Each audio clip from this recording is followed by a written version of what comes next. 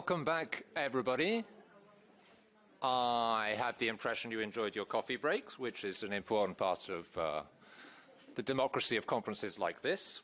This is the panel which is going to talk about democracy in public spending for the next hour or so. And we've got three excellent guests to talk us through different aspects of democratizing public spending. I'm going to introduce them rapidly. Just on my left is Matthew Brown. Matthew Brown is one of the leaders of the Preston City Council and the well-known model that has been implemented there, often referred to as the Preston model, he's going to explain us about, as well as being a senior fellow with the Democracy Collaborative, which is an international non-profit association promoting the democratic economy. Further to my left is Bogdan-Alexandru Chelariu, who's the EU policy officer at CEE Bankwatch Network, and he's been leading the Brussels office of Romanian organisation and following the use of cohesion funds, notably in an EU context. And then on my far left, Matic Primc is a Slovenian activist and organizer. He's part of the Municipalist Assembly movement in Slovenia and has been advocating in many different ways for participatory democracy and participative society. And if you're interested in who I am, I'm the director of an organization called European Alternatives, which promotes democracy, equality and culture beyond the nation state. And I also work at the European University Institute, and together the European University Institute, European Alternatives and many other organizations are piloting a permanent People's Assembly for Europe starting from September this year, and economic democracy is an important part of that pilot. So you will have gathered that in this panel we're going to talk from different parts of Europe and also at different scales about democratizing public spending. It's as well to acknowledge that is a good deal of diversity on the panel, but it is a rather male panel, so it's lacking in some diversity there. I know that the excellent organizers did their best to try to avoid that situation. Obviously, over the day, there is some diversity, but just by circumstance, this is an all-male panel, which is regrettable, but better acknowledged than passed in silence, I think. So I'm going to ask a couple of questions to each of the panelists, and then I want to leave some time for discussion.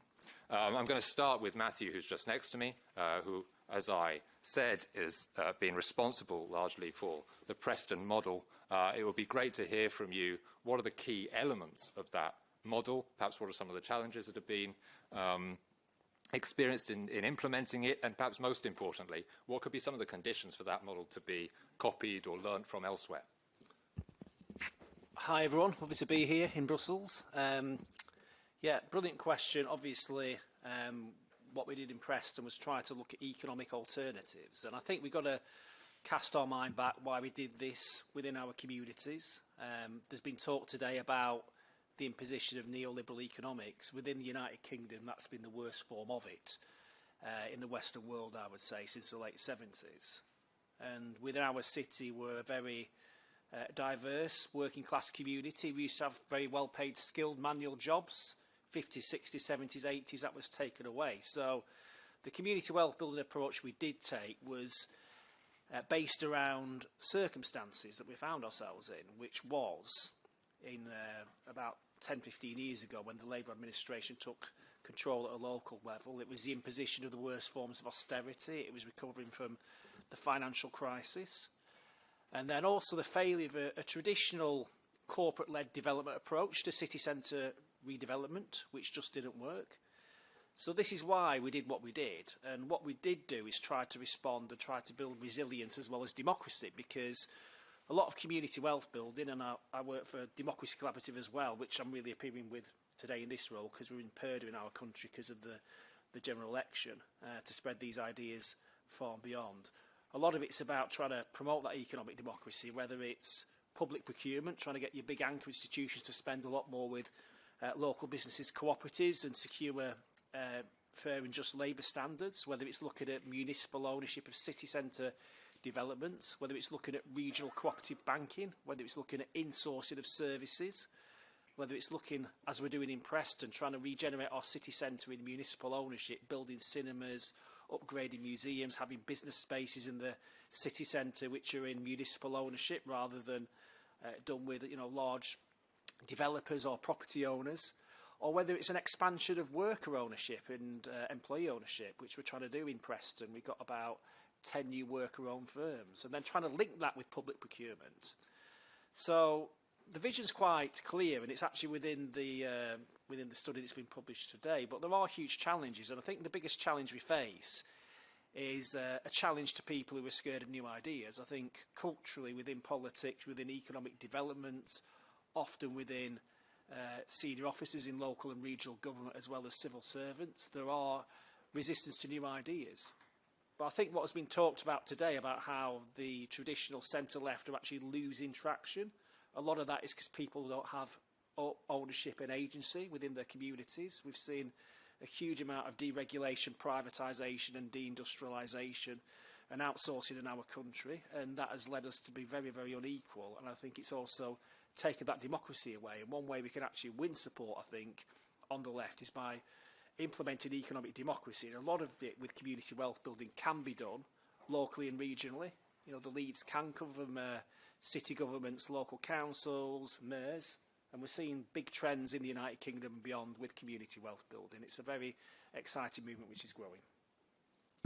Thanks, Matthew. And what would you say would be some of the key elements for people to learn from the model and potentially try and apply it in other places? I think community wealth building needs to be applied in circumstances within each country or each region. Even in the UK, it's very different. For example, in central London, there's big issues around the cost of housing. People are priced out of the housing market. So a community wealth building approach there is often councils like Newham, for example, with the Mayor Roxana Fiaz, who are actually purchasing private sector rented properties and bringing them back into public ownership. So it's very different. You know, it can be about the green agenda. Can we look at public, cooperative and community ownership of the production of energy? You know, can we look at banking? Can we look at finance? Can we look at land and assets? Can we make sure that public land is used to, say, for example, not be sold off to private developers, but used for social and affordable housing or social companies? You know, we need creativity. I think the crisis we're all facing across Europe at the moment, we've seen the elections in France, we've seen the elections in the European Union. I think the crisis is that deep. We really need creative minds, and I think we need to have a unified strategy, because community wealth building is about 5 pillars. It's about fair and just labour markets, plural ownership of the economy, progressive procurement, socially productive use of land and assets, and making financial power work for places, whether that's public banks, community banks, or supporting credit unions. And if you put that all together, you're really moving towards a new system that's going to be more democratic in terms of economic ownership. And I think that can win lots of support for us and win support within communities. The work in Preston is very exciting, that we have, you know, women's organisations, we've got minority communities, we've got trade unions, even local businesses, faith organisations that are getting behind various aspects of community wealth building. Super. I want to bring in Matic here, because you've been working extensively on participative budgeting, which is an idea that has arguably come from the Global South, as was referred to in the opening panel of this, and it's been around for quite a while as a technique, and it's, I think, fair to say, had mixed kind of results, notably in circumstances where the amounts of money that citizens have been allowed to decide over is quite minimal, or where there's no follow-up on the decisions that have been taken, or even, and speaking from my lived experience in a place like Paris, where very good projects are sometimes put in competition with each other, and one feels like, well, there shouldn't really be a competition here. We want to do each of them. And so I'd like to hear from you what would make participative budgeting a genuinely democratic experience, and perhaps also some elements of the different scales on which that could potentially work from your experience. Yeah, so maybe I can tie back into what Matthew Brown said. You know, I also come from a city that was industrial, but then, you know, got degraded. Actually of similar size, but we haven't had our Preston model yet.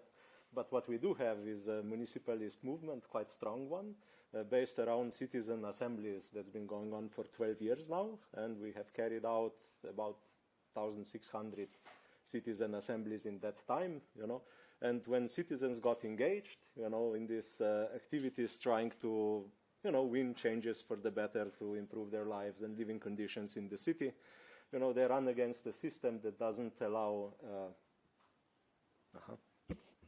that doesn't allow, much democratic citizen participation that has to be respected or enacted, right? And when very quickly they looked for mechanisms that they, that would allow that, and participatory budgeting is one such mechanism that came up.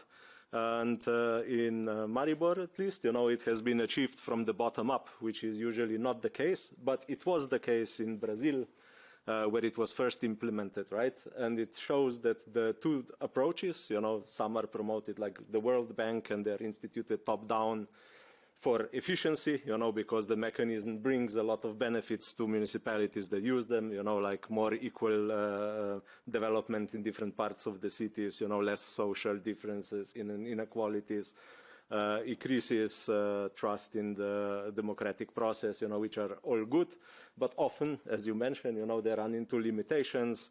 A lot of these processes are consultative, which very quickly, they're abused. Citizens lose trust, and a lot of them fail. The citizens don't take part into them with them anymore.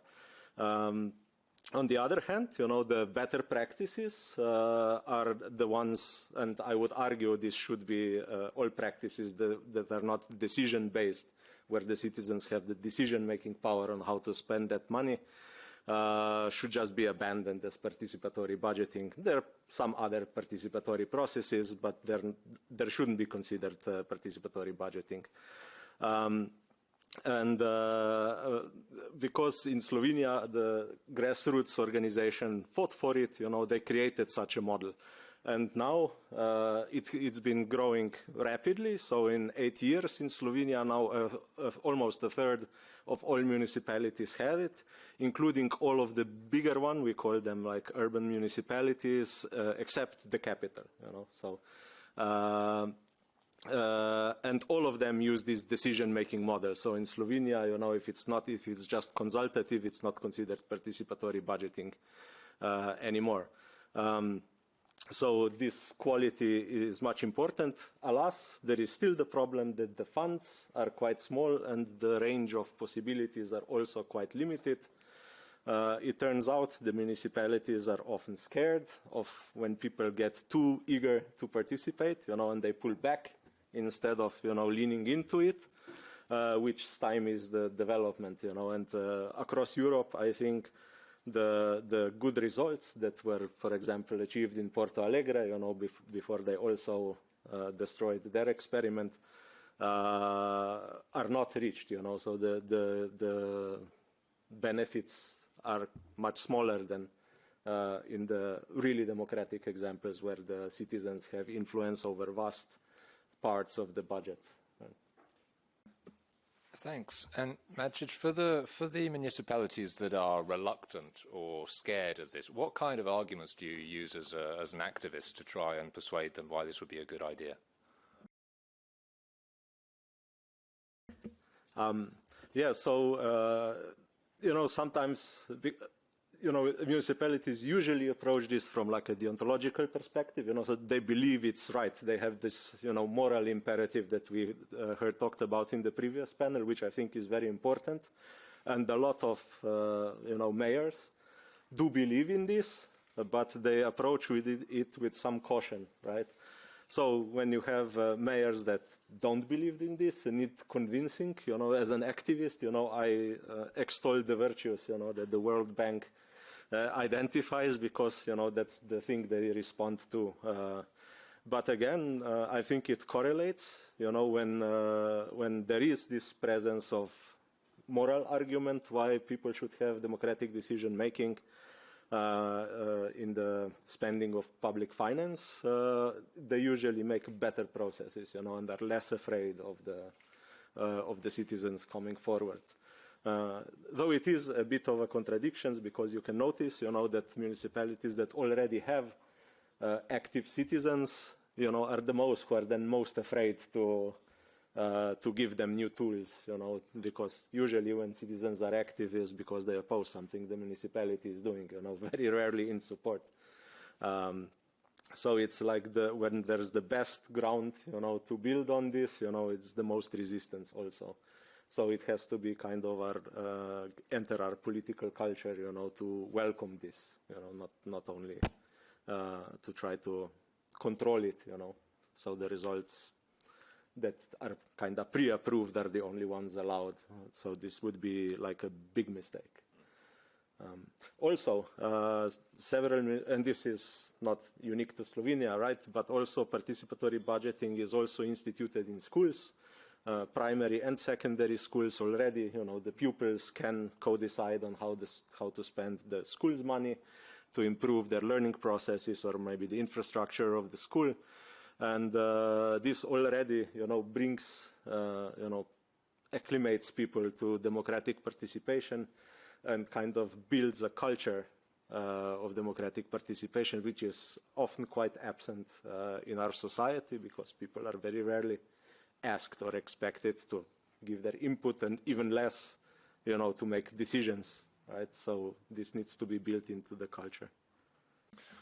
Thanks. Building the democratic culture seems like a really important element for us to keep in mind. I wanted, after having heard about two sort of local experiences, turn to Bogdan and the EU level, because you've been at Bankwatch following the spending of the EU, and notably when it comes to cohesion funds, just transition funds and other funds.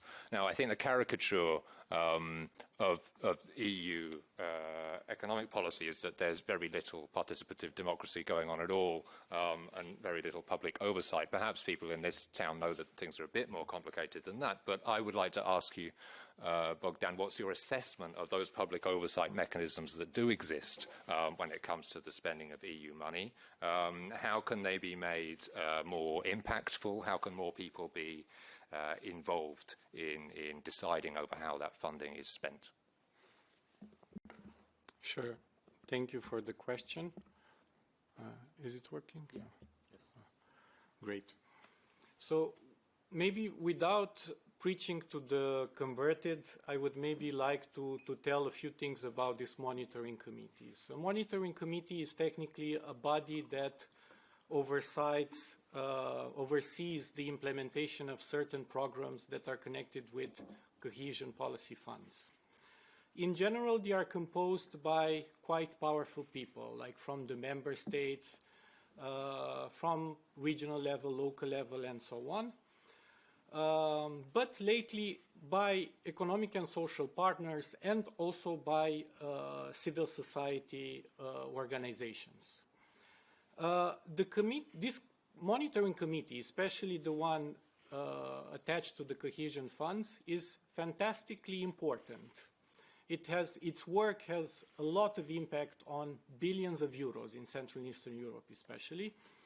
And maybe a bit, it goes beyond the name, so it's not doing purely monitoring. And maybe that's misleading for some people, but deals with assessing the quality of the program, but also has a huge role in the project criteria, in reviewing the progress of the programs, and so on. However, not all of them are collaborative, and they really have to learn a lot about inclusiveness. Let's say that in general, programs that are done in a monocultural way, without citizen in a room, without unprivileged people, without people that are voiceless, and so on, really have low impact. The absorption rate is kind of low. The project quality is kind of low. The expectations are never met. And also, they create a lot of public discontent, especially from citizens, but also from small businesses. It's crucial to point out that we are talking about billions of euros, and if you have a monitoring committee that is dysfunctional, it has a huge societal cost, like The cost of a project, of a pipeline of projects that are unuseful is huge. The cost of reducing monitoring to rubber stamping is also huge, and you're also losing society, which also has a huge financial cost, even though we don't think about it. Strategic gains are the fact that these monitoring committees help a lot with trust building when they really work. They untap a lot of knowledge that is in the civil society and in the citizens. And maybe I would go through some examples from Central and Eastern Europe. I think they're kind of important. I will start with Poland. A monitoring committee there, it's still a source of solutions when it comes to solving complexity. One of our members there, Polish Green Network, actually managed to push for a lot of positive changes there. They managed to make a group dealing with do not significant harm principles and dealing a lot with good and bad practices. But something that is very important is that they convinced the Minister of Funds to extend the technical assistance, which means like money from the program, towards the civil society organizations. So it means, I know it's easy to have this board, but imagine that for a lot of citizens or NGOs to go somewhere, to a place that is considered democratic, to read 3,000 pages of text, to give technical input, it's very sophisticated. So it's kind of, it's a big win for them, for the fact that there's some small money that somehow can finance their work. Also, just beyond travel money or, I don't know, paying for accommodation, they even have small grants where they could actually pay to meet an expert, a local activist, or to pay for a small study that can actually help them fighting for the people in this monitoring committee. So a lot has been happening when it comes to this. Maybe something positive from Hungary. Also there, a lot happened when it comes to training the non-profits in the monitoring committees. Let's say that the civil society organizations there received a training where they get like a sort of a landscape of the cohesion programs and how they could interfere, and a lot of peer learning with other monitoring committees, and there's a good example in between Hungary and Latvia. Something also interesting from Slovakia, experts from civil society have been involved in monitoring the programming of EU funds for many years without recognition and sometimes without money, without proper networking.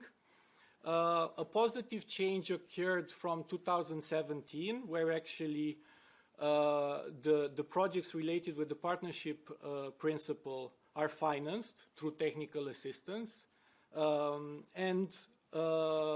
With these projects, they really managed to work more on participatory monitoring and making more often surveys and reality checks with the state that is actually designing this. Something interesting from Czechia, there was a grant allocated to a non-profit organization that made a sort of a gateway between the technical needs and, let's say, the citizen needs or the needs of expertise coming from society and the ministries that need these experts in different monitoring committees. So that's kind of interesting because there's like an intermediary organization that tries to build bridges between the government and society. And last but not least, something from Estonia, I would say that they have a roadmap on partner empowering on cohesion policy in the current programming period. And they talk a lot about technical assistance that can finance the capacity of civil society. Just to conclude, I would say that monitoring committees used to have a rather bad reputation. They were considered very formal with an ambiguous mission, but there's a lot of small wins there. And I would say that little by little, there's more people that go there and try to change the criteria to make these huge amounts of money more future-proof or like social-proof and so on. Also, I would say that we see this as a long-term process to bring some positivity. Let's say that the cohesion policy had some reforms in the 80s, in the 90s, and the 2000s, and little by little from a state-controlled policy, it started to make space for stakeholders, first to regional and local, and later on to right holders. And now there's a proper recognition of civil society as being a very important actor in these monitoring committees, that they can really do a lot of impactful things. Thank you. Thanks, Bogdan, for this. I'm going to open up the discussion just in a second. I want to point out, though, before I do, that it was brought up in the previous panel that democratizing the economy is something that we need to somehow learn to do. And it's interesting that in this panel we've heard about different aspects of who needs to learn at different stages. So there was talk about building a democratic culture also amongst activists, which is arguably about the agenda-setting phase, setting the priorities. There is learning that needs to be done in actually implementing the policies in a democratic kind of way, and I'd love to hear you, Matthew, more on that when we've collected a couple of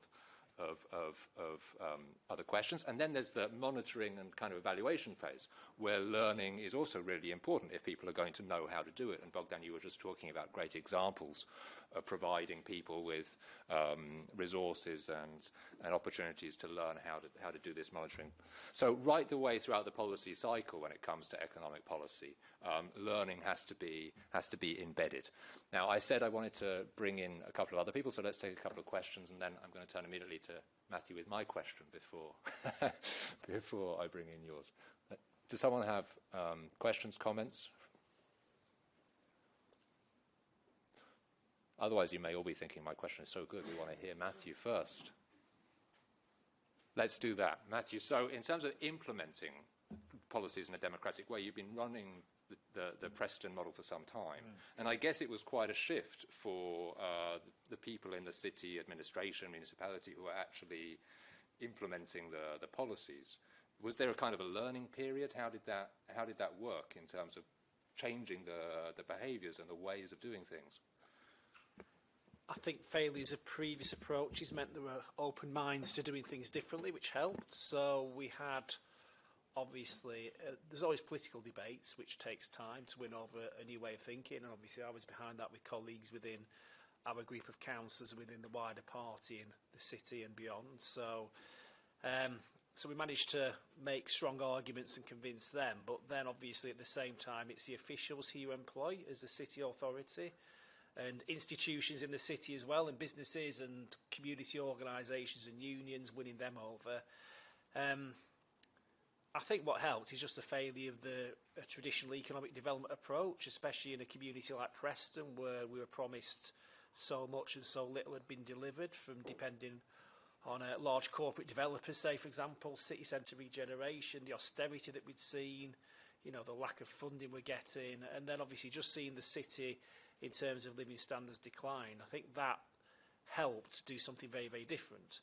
However, there is still elements of resistance to doing these things differently. So if I'm going to my chief executive saying I want to prioritise expanding worker ownership in our local economy, it's something most politicians don't come and say they want to do. If I'm saying I want to set up a bank, it's something most local politicians don't say.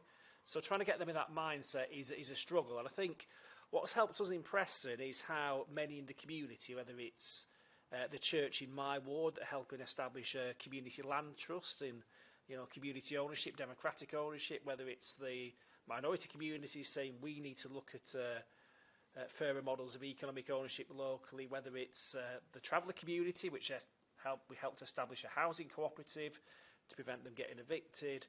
You know, that is helping. We're actually getting, you know, many layers of civil society in Preston behind this, really. It's really positive in that respect.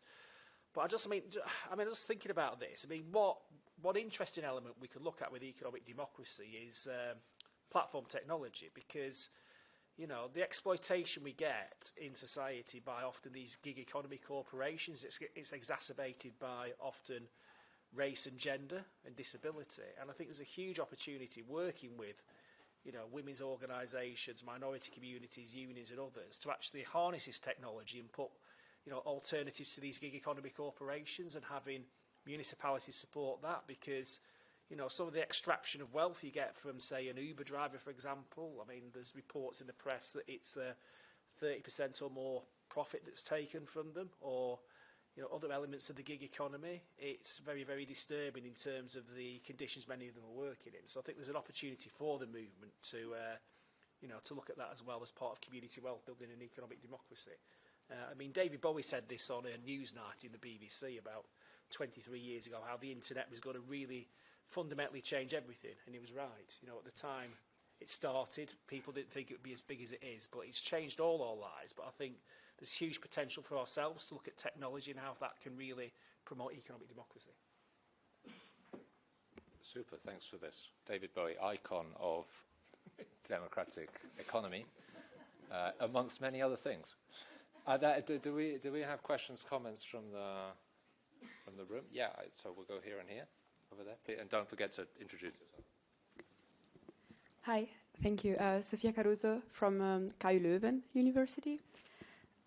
I was wondering, how do you elaborate, evaluate, and eventually communicate your priorities in order then to agree upon them in a democratic manner? Maybe you also have some practical examples. And my second question was whether there is a difference in the way you approach these bodies, depending on whether they are more political or more administrative, let's say technocratic, and in the way to infuse their decision with this more participatory style.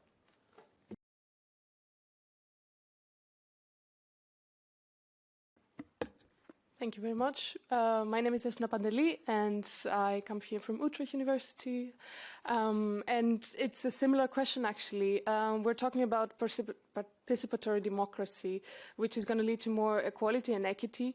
And my question is, how are we going to give the resources, because it demands basically time and energy from the citizens in order to participate, because the most vulnerable groups of society that would be most benefited from this are most of the time not in the position to participate. And it's usually the usual suspects, so to say, that partake in those decision-making processes. So maybe from your experience, how is that possible? And especially in a climate of rising polarization and radicalization and populism, where the masses can be influenced severely, and there is lack also of information when it comes to a lot of topics because of the bubbles that are created online. Thank you. Great question. Anyone else want to come in now? Otherwise, we come back here. Okay. So there were questions around communication of political priorities in a way that promotes democratic discussion of them. It was about approaching different kinds of stakeholders and administrative, more technocratic entities, and how to democratize those differently. And there was questions about bringing in those who don't usually take part or don't feel like they can take part, getting beyond the usual suspects. So maybe. Yeah, so in all participatory processes, this problem that you mentioned, comes up. People who are most informed usually also have confidence to appear in public spaces and speak, are the ones who show up, and I think this is a problem because in our political systems there is a lack of a political space for regular citizens to talk to each other, not to their government or whatever,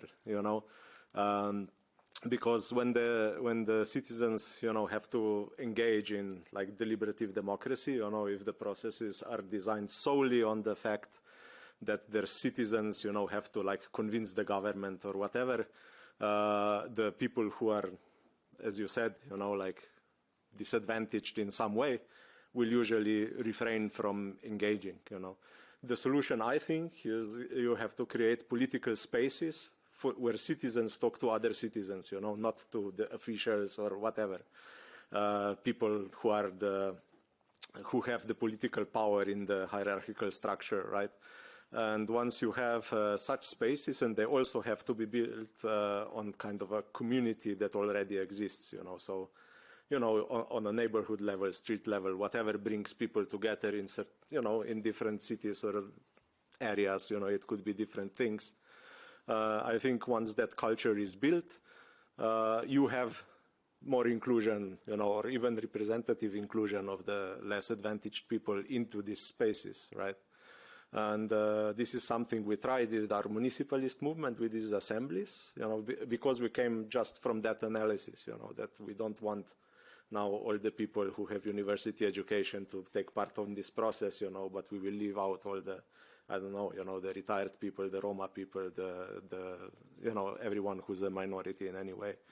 And I think, you know, we've done some, you know, there were better results in our, but it also touches, you know, on the, what was earlier named, you know, in the earlier panel, activist fatigue, you know, because people are expected to do this, you know, after they already work, you know, and on the other side, you know, because when even such political spaces happen, you know, people do agree, okay, this is what we need as a community, you know, we should demand it, you know, that usually the unresponsive political system, you know, then these people who after work voluntarily, you know, give their free time, you know, then have to fight with people who are actually paid, you know, do this for work, and then, you know, it sometimes, you know, often it works to basically nullify, you know, all the efforts. So if there's an opening of space and this element, you know, of deliberation where there are spaces created, and this is like all government, in my experience, you know, all administrative structures are really bad facilitating spaces where, you know, citizens talk to other citizens, you know, but if we can turn this around, I think this effect can be overcome, you know, I don't know, totally, probably not, but to an extent, you know, and whenever you identify, you know, even when you have such a system and you identify, you know, some people are, you know, missing, not taking part in representative ways, they do, you can have like proactive measures, you know, to go out and seek these people, you know, entice these people into the political spaces for the citizens, right? Great. Bogdan, nothing? Yeah, I could maybe add, I think we also have an obsession on diversity and giving the voice to the voiceless person in many political areas, but also especially in the monitoring committee. And it's very hard. Like, I must say that I've been scrolling many minutes of the meetings to understand how power works there, why some people talk and some other no, why there's a lot of state people maybe, or people with power that don't have the imposter syndrome, and there's a lot of citizens that have a lot of knowledge that suffer from imposter syndrome. They think it's not their space. And if you look at the micropolitics, even though legally there's an open space, it's democratic, it doesn't work that way. There's a lot of power in details. And I think we spend a lot of time in the past years to put the people together and to do this peer learning on how to fight power in jargon, power in language, power in technical aspects, power in financial education, a bit of power in everything. And at the end, we talk also about money. Like, as I said, or you were talking also, there is a fatigue, but I would not say it's activist fatigue. I would say it's a rather decision fatigue. Human beings these days have to take a lot of decisions every day. The same programs and finance get very sophisticated, so it means that you need a lot of capacity there, like people to read, to do, and for them they have to put a bit their job aside, their studies aside.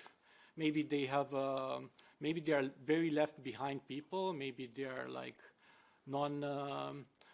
let's say non-majority Roma people, disabled people, especially in Central and Eastern Europe. They really need a lot of coaching and a lot of support to go there, and there's not enough money for this. And for us, there was a small win that in some cases we can spend the technical assistance allocated to these huge funds on capacity building, but it's just a small drop in and huge needs of supporting people to be active. Thank you. Yeah, in terms of communication of priorities, what we're looking to do at the authority is really use direct language that can appeal to people. So we do that within our media releases. We're also looking at new things like having podcasts when we go into the community and say this is a worker cooperative the council supported. What's it like working in it? Cooperative energy schemes, all the rest of it. So we actually get these ideas into communities, because the challenge we have when there are communities that have suffered decades of inequalities and having very few opportunities, and the living incomes, you know, falling year after year, is that they're actually don't have much faith in the system to help them. They're less likely to vote. So it's getting into those communities and trying to put across the message with community wealth building directly to them, and actually show people in the communities who are benefiting from them. And that's one way we're doing it with it. We're trying to do it. And then also as well, try to work, say, with faith organisations or community organisations, because there's lots of community groups, even in these less well-off communities, to get this message of economic democracy and community wealth building in those communities. Also doing things like having climate assemblies. We've done that in Preston. That's very positive. That's participatory. That's having a cross-section of the local society, coming up with ideas that can then inform the local government and beyond about how we tackle the climate emergency. That's another way we can do it. And then also, you know, you need a different approach with whatever institution you're working with. So what might be a local council or an anchor institution, for example, trying to get them to, say, purchase locally, support local businesses and cooperatives and other things. You know, you need a bit of a different approach to working, say, at the grassroots with community organisations and trade unions and, you know, grassroots organisations. I think you need to adapt it to whatever that is. And I think you need to monitor what you're doing in terms of how much you're spending with local businesses. Are you shifting spend locally? How many more democratic institutions do you have in terms of economic democracy? You know, do you have an expansion of worker ownership? Do you have more people in credit unions and alternative banking arrangements? And if you put that together, I think it's very powerful. Super. I think we maybe have time for 2 more questions and some quick answers. I see one already. Please, Andrew. Hi. Yes, it's Andrew Watt here from currently at the IMK in Düsseldorf, and soon to be joining the European Trade Union Institute here in Brussels. So I have a question related to public procurement, which Matthew you mentioned, and it was mentioned in the previous panel. Maybe a slightly annoying question, because I understand the logic from a local development perspective.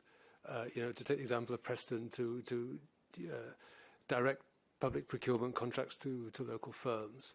Of course, from a sort of macro perspective, one can question the logic of that, right? And there are, I presume you were implementing these strategies when the UK was still a member of the single market in the EU. I mean, there are explicit rules to actually stop that, right? Or to limit the scope for this sort of use of public procurement. So I'd be interested to hear how that impacted your scope for using these sort of strategies. And also maybe as a half-Brit at least, whether having left the EU has actually made a difference in that in that case, or whether there are national laws that also restrict your scope there. Thank you. Thank you. Is there a last? Yeah, there's one more over there, and then we'll come back. Hello. I would want to hear perhaps some examples of cases in which feedback has changed the way. How feedback in the both ways has changed, either the way that the structures work themselves, so for example, how participating in local councils or how participating in the monitoring committees has changed the committees themselves, how participants have contributed to the rules of procedure, and also examples perhaps of the other way around, how participating in these institutions has changed the kind of participants you get or the attitudes of the people taking part in them. I would just like to hear some examples about this. Thank you. Thank 1 minute each to respond to a specific question about public procurement, and then asking for examples of how this changes structures. So should we go back in that order maybe, Matthew? Yeah, public procurement first. We did it within the European Union. There's not been a huge change, I don't think, since leaving. We managed to do it. Things like breaking contracts down into pieces helped, in the sense that the larger businesses were not always that interested in smaller contracts, so a lot more local businesses win them. Meet the buyer days, simplifying documentation. A lot of the increase in procurement going to local construction firms, so you have a more diverse supply chain rather than, say, the main large players often, which are not reportedly that, you know, supportive of local supply chains locally that they have. But a big thing in terms of the trade union agenda is we do promote real living wage within many of these procurement arrangements. We've got things like encouraging trade union recognition and access, and on the cinema we're building in public ownership, we're promoting trade union membership as part of that. And then even when we procure from firms, say, you know, weight them in terms of social value, they go beyond the statutory, you know, sick pay, maternity, paternity pay and things like that. So you can do a lot to actually firstly have a more diverse, less extractive set of suppliers through public procurement, but do things around workers' rights as well together. Great. With some examples of how participation changes things? Yeah, maybe I can say just 2 examples. Like we've seen a big difference in countries where the monitoring committees in some parts of Central and Eastern Europe are still 90% run by central and regional administrators. And we have some cases in the Baltics where more than 55% of the members are civil society organizations.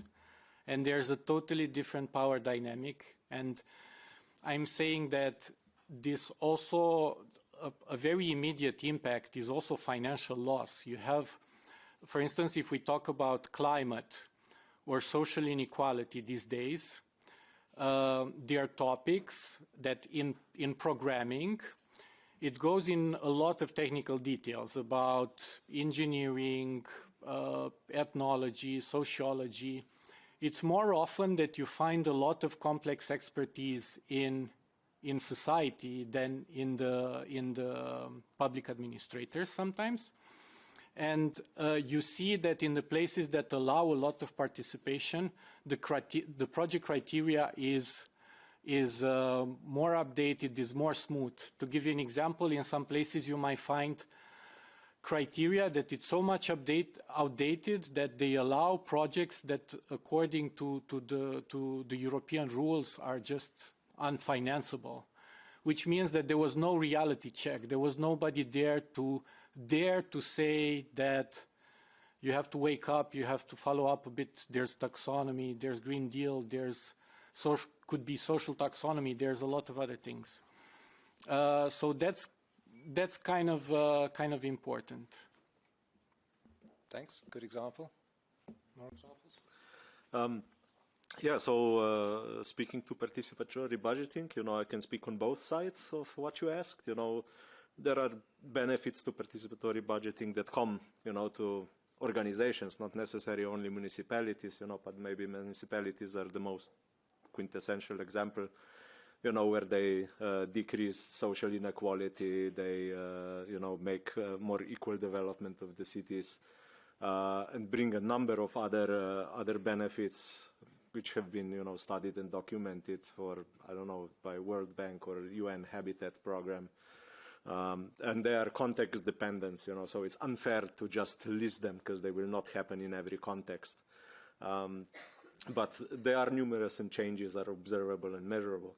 But also what is often unstated, you know, is the other part, you know, how do the citizens change who take part in this, you know, and I have a very concrete example because the people who took part in this in Maribor, you know, have been studied by Slovenian University of Ljubljana over like 70 benchmarks, you know, and how this process changes, you know, like their social values and perspectives. And this has been replicated in other places. So it can be generalized to an extent, I suppose.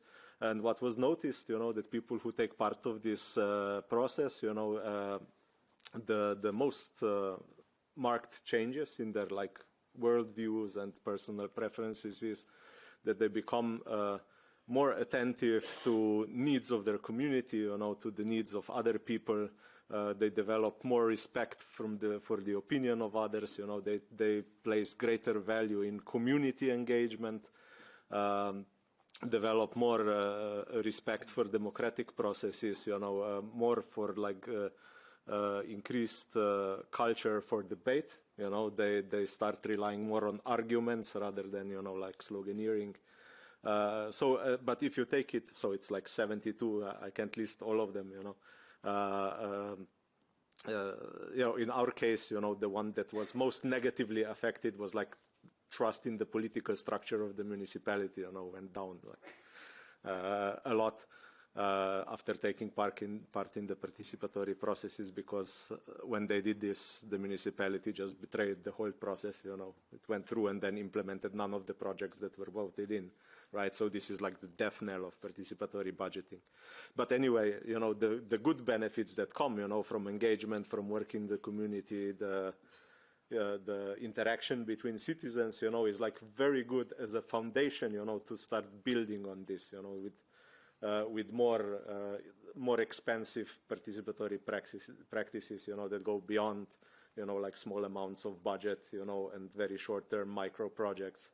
That could go into more strategic, you know, and when you have this community built, it's really good foundation to start building other processes on top of it, you know, and that I think is the real hidden benefit, you know, of participatory budgeting and generally other participatory processes, as long as they are deliberative, you know, and they give actual power to the citizens.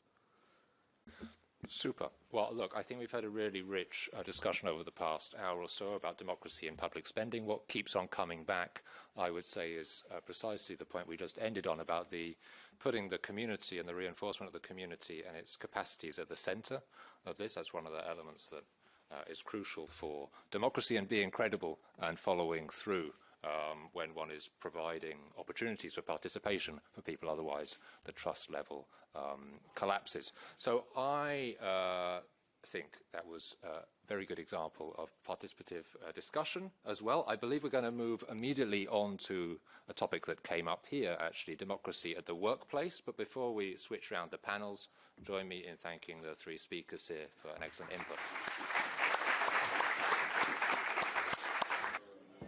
Okay, thank you very much. So we're now going to start with our second panel after this very interesting discussion we had all this morning.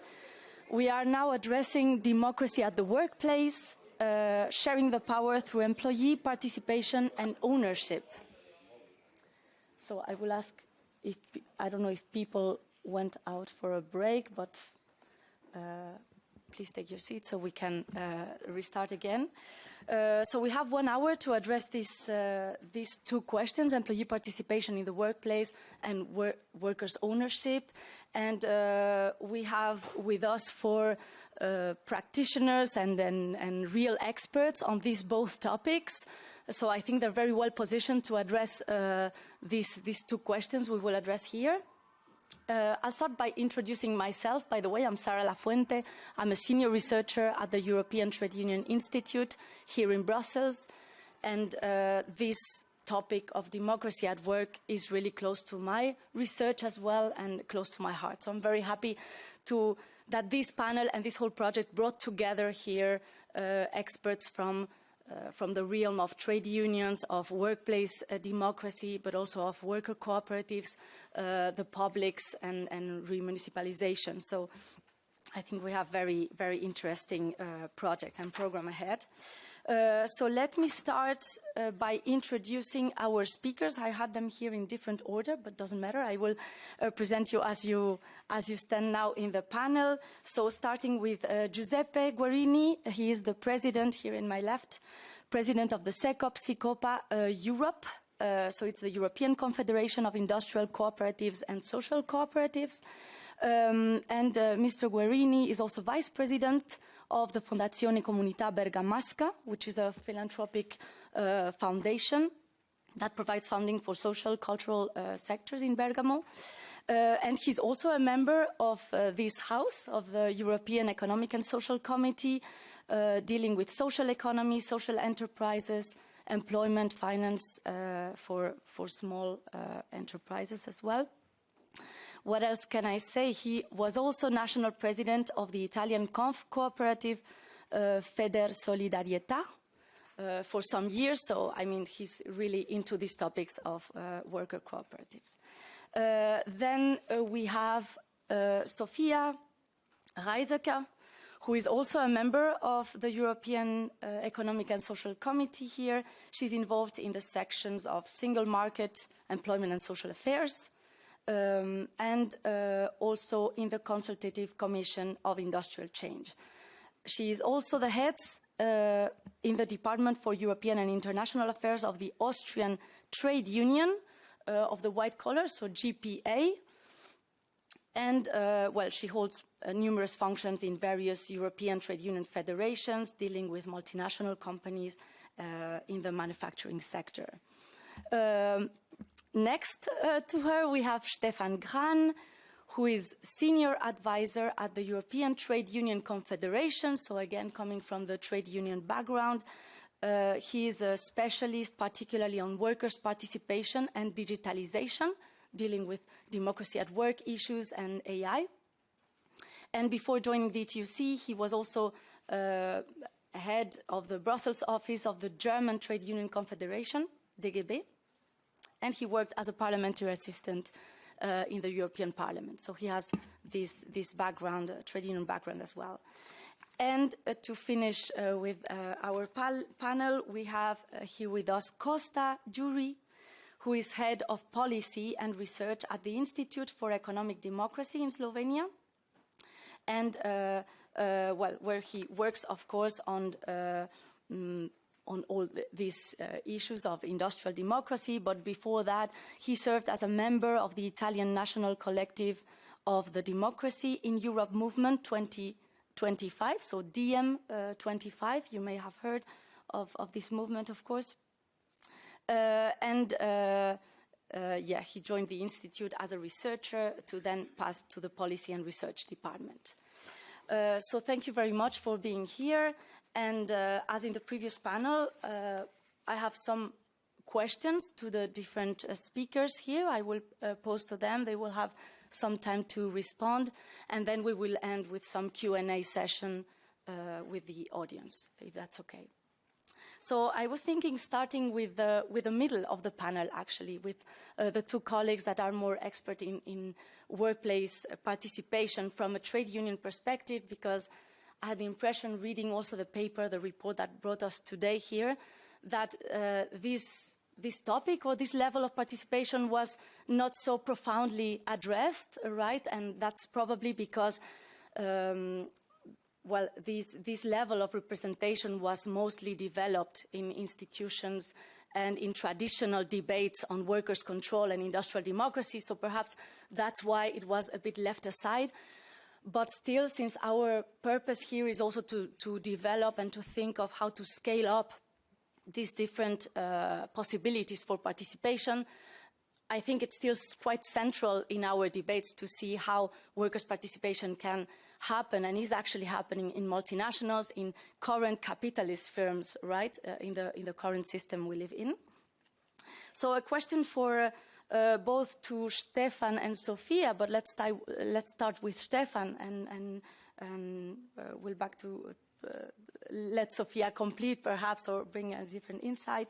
I would like to know from your insight and your experience, how does co-determination, meaning information, consultation, participation rights, I mean those more traditional rights of collective bargaining as well, that appear to be present in current capitalist firms, how do they make a difference for workers, and under what conditions perhaps, if something is still missing there, and also what could the European regulator provide to improve these levels of participation? If you can please elaborate on that. Thanks. Yes, thank you. Thank you very much for inviting me for the ETUC to give you a little bit an overview on our position on that. I think co-determination, or if you want to make it broader, not because co-determination, we normally think about the representatives of employees at the board level, so supervisory boards, or if you have different board structures also in another way.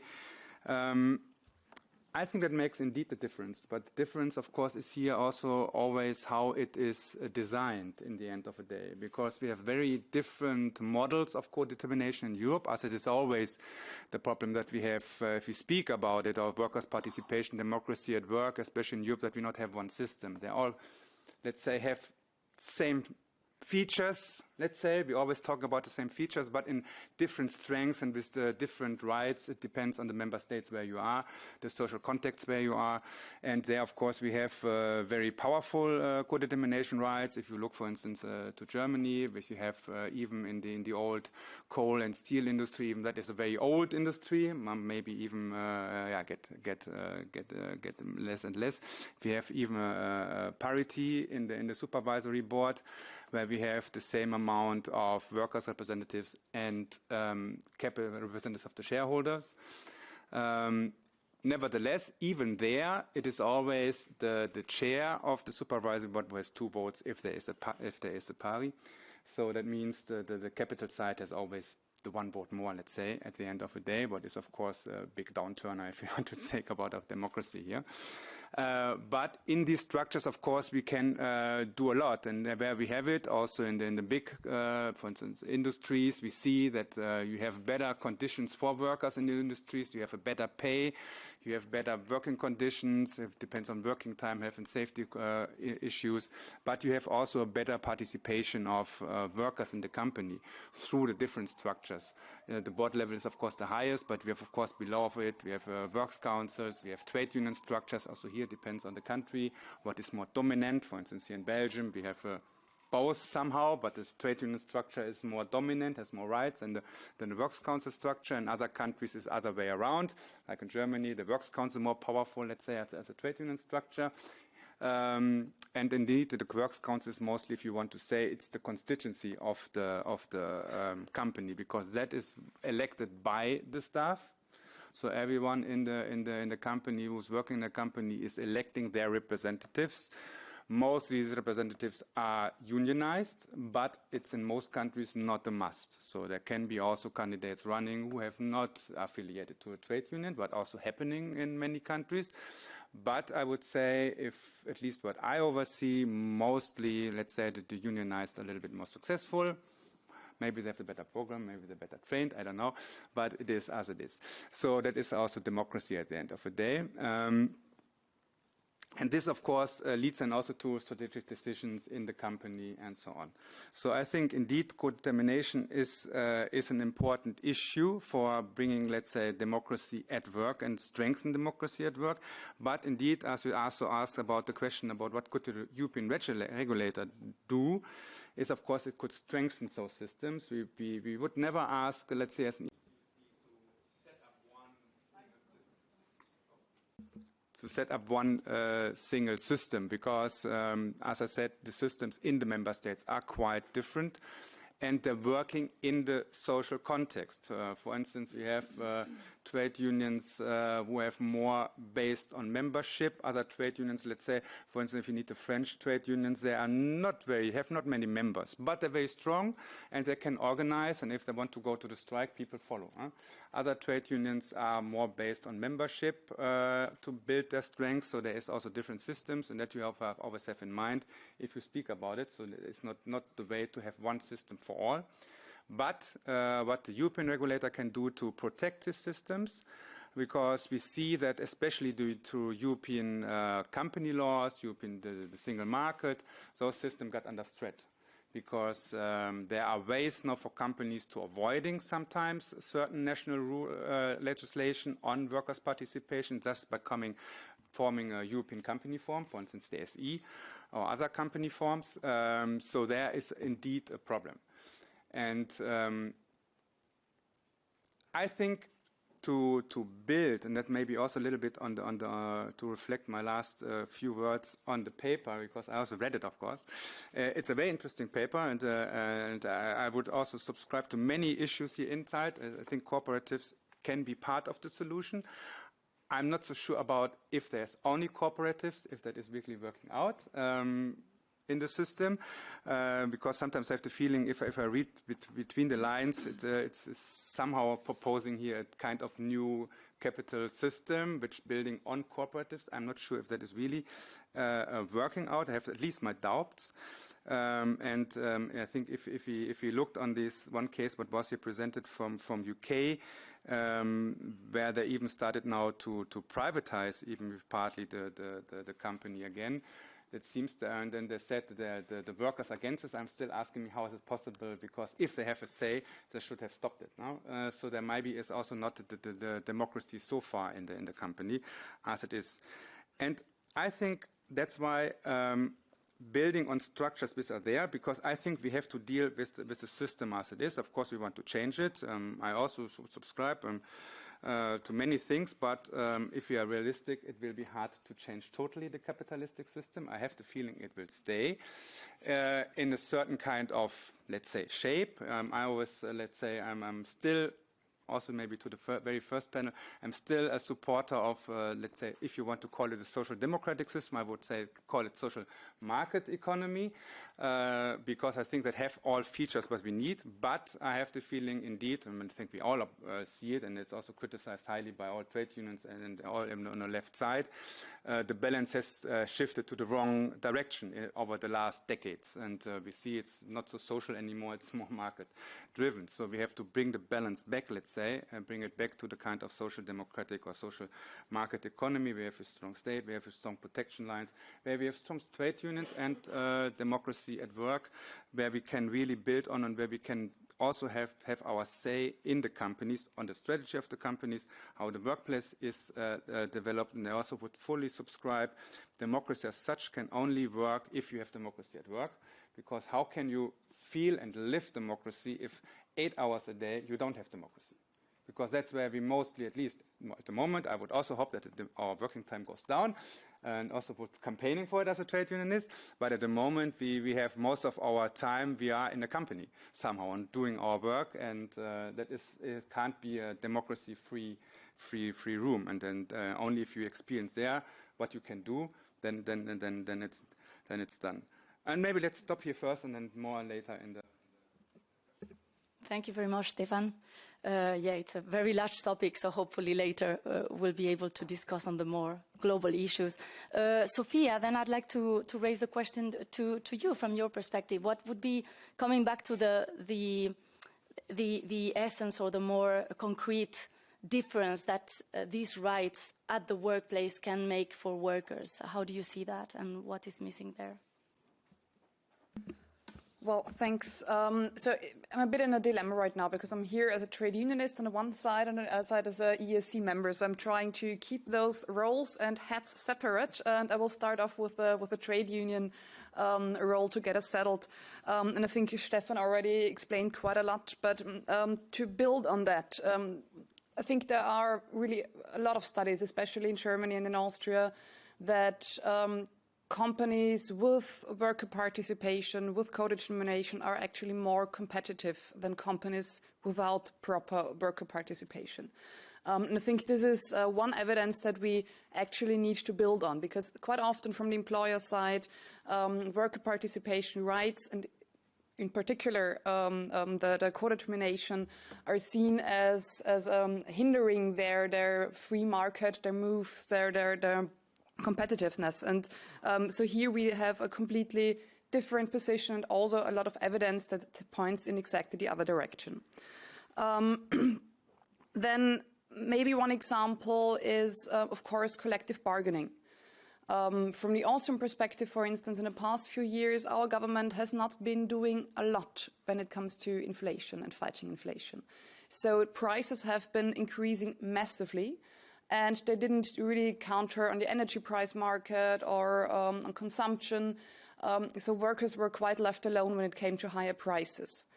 And here the collective bargaining system in Austria really played a crucial role. So this is not fully related only to the workplace, but to the collective bargaining model we have in Austria, that we have sectoral collective bargaining, multi-employer collective bargaining, but that of course also means that we need strong, organized workplaces in order to have strong collective bargaining. And in the past few years, we really managed to match inflation with our collective agreements. So on an annual basis with negotiations, our condition was we won't agree on any collective bargaining if we don't match inflation rates or are even higher. So this, on the one hand, of course, put a bit of a pressure on the companies. On the other hand, workers in Austria did not feel a price increase that much, and we really tried to balance with collective bargaining here. So I say trade union systems can play a crucial role, especially if governments go to the right or to a place where the interest of the people, of the workers, is not really at the core. And having strong collective bargaining is only possible when we have strong worker participation. We can see it in those occasions where we had strikes. This is always easier when we have a strong works council, strong democracy at work, where also the workers feel that their voice is heard and they are willing to participate in strikes and in other kind of action. So looking to the parts that are still missing. And from the EESC perspective here, we do have a few opinions where we also clearly state that we need to strengthen the co-determination. And similar as the ETUC, we also say that we can't have one harmonized system, of course. So we still need to consider the different structures in the countries, but to have a general approach on European level to strengthen co-determination, especially on board levels, I think is something that we should keep in mind for European legislation. So to have some kind of harmonized EU framework on this. And I think we also really need to be careful when it comes to changes in the company law. So this is not the typical trade union perspective maybe, but company law is extremely crucial when it comes to their rights and also to the rights of workers and to protect their rights. And right now we see quite a lot of evidence, especially in Germany, that board level representation is avoided or eroded with structures on the European level with these European companies. So I think we really need to put a stop on this on the European level. Then I think there is also some space to rather increase other stakeholders, civil society organizations as well, because the more information rights workers and worker representatives receive, the more knowledge they will need. And this can be quite specific knowledge. So from the EESC perspective, where we also have the civil society organizations included, we think this can also enrich the whole discussion that when workers are allowed to cooperate with other experts, with other organizations, that this could increase the content and their participation as well. Then I think another area where we need to be careful in the future is, of course, the whole digital space, platforms, digital markets, and so on. There has been some improvements in the past 3 years with the Platform Workers Directive, but there is still a lot to do. And I think these kind of new models of companies, of economy, also can endanger existing co-determination structures. So it's not even only that much about looking ahead and strengthen those structures, but unfortunately always a question of defending current structures as well. And finally, I think the one aspect that we really need to tackle on European level is the transnational aspect. And well, capitalist companies do not operate in one country alone.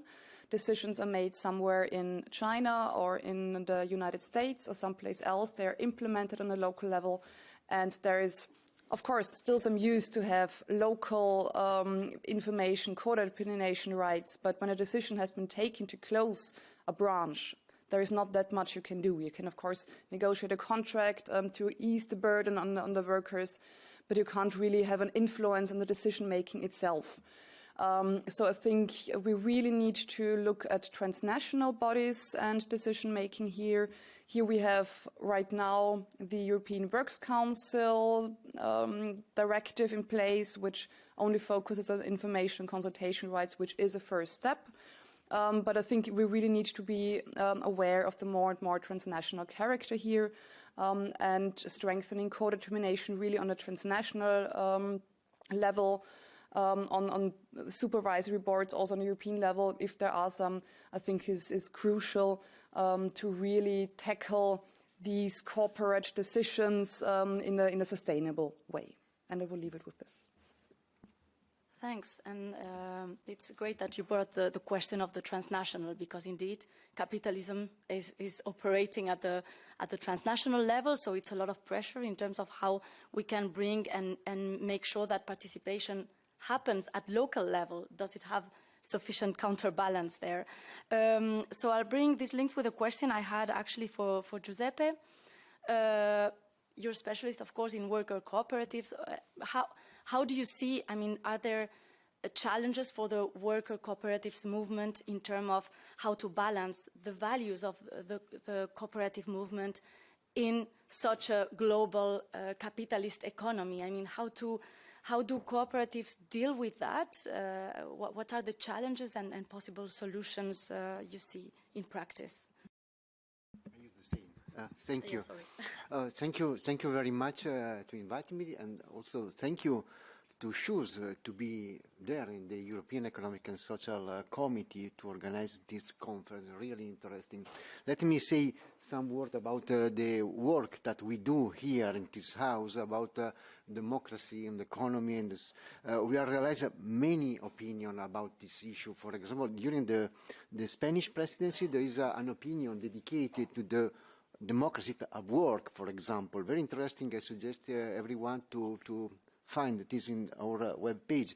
But also we do a lot of work about social economy organization, for example. In the last 10 years, we have realized more than 20 opinions on social economy in different aspects.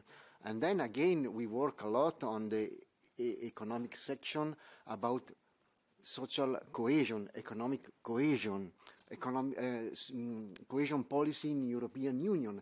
So this is a very important aspect that we need to have in consideration, because we are inside an ecosystem.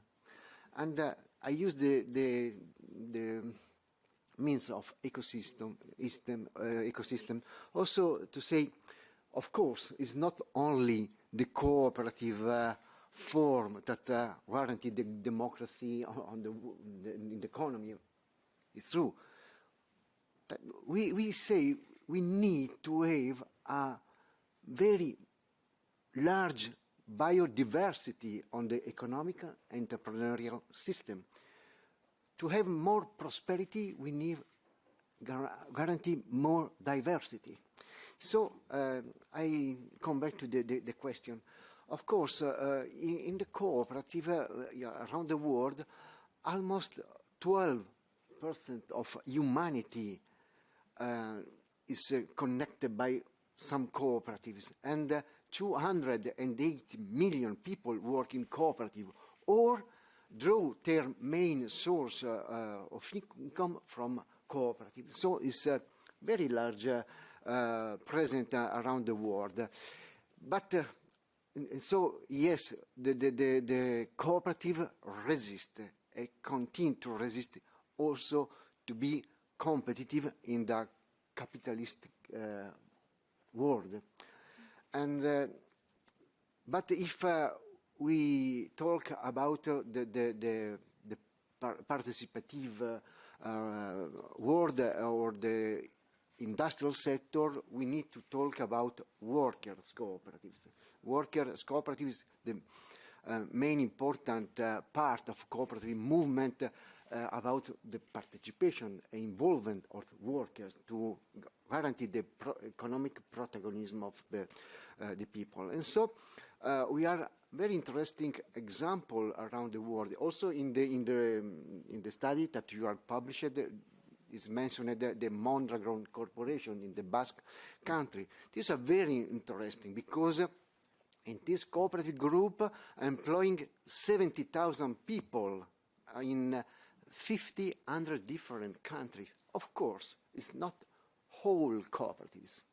The heart is the Basque Country is the cooperatives. But in different countries, they use also different form of enterprises to realize this business. But it's an example to use the democracy-owned organization also to compete in the global system. This is a good example, also because they realize benefit for the whole people in the community. And they work in the industrial sector in the huge level competitiveness, for example, for technical machinery, for electromechanical part, but also in bicycle. We are in this day, we run for the Tour de France. And there is one team where run Victor Campenart is run using an Orbea bike. Orbea is one cooperative on the group Mondragon that produce bicycle. And we are many other examples in Italy, for example, to have very interesting industrial cooperative that compete in the technical issue, for example, to produce machinery for the ceramics, the SACMI or Cefla producing device for medical sector. And then this is one part, industrial sector, but we are also another important part of cooperative that work using the participatory method. It's the social cooperative, for example, to provide service for general interest and care. During the last conference at work in Geneva for the higher law, there is a part dedicated to the care economy, and we are a lot of cooperative. Only in Italy, we are more than 14,000 social cooperatives, and 7,500 cooperatives provide service for assistance to 7 million of people in Italy. And this is a very interesting part of our role. Okay, thank you very much. The last sentence about a new form of cooperative that we are meet is the cooperative platform to represent our response on the Uberization of the work. This is very interesting. And for example, we work together with the union and the cooperative organization on the legislative process for the digital platform workers in the last year. That is one example that we work together. And in the digitalization evolution of the work sector, I think that digital platform cooperative can be very interesting tools to democratize also the digital economy. I stop here and I come back for the next. Thank you very much. Yeah, let's turn to Costa to complete this part, and maybe later we can have a bit of discussion as well. So for Costa, I know your institute is very active promoting employee ownership, right? In particular in Slovenia, if I understood correctly. So could you please tell us a bit about the model of employee ownership that your institute is promoting, and yeah, whether you have any cases of how it works in practice, perhaps, to share? Thanks. Yeah. First of all, well, thank you for the invitation. It's really great to be here, together with such an amazing group of co-panelists. I'm kind of a rookie here, but it's more exciting because of this. So before, delving into the details of the model that we've developed at the Institute for Economic Democracy, I would like to make just a few premises. So the Institute, as you said, is a Slovenian-based organization. And for several years now, we've been trying to find ways to really scale up democratic forms of ownership, and by doing so, advance economic democracy, not just in Slovenia, but more broadly as well.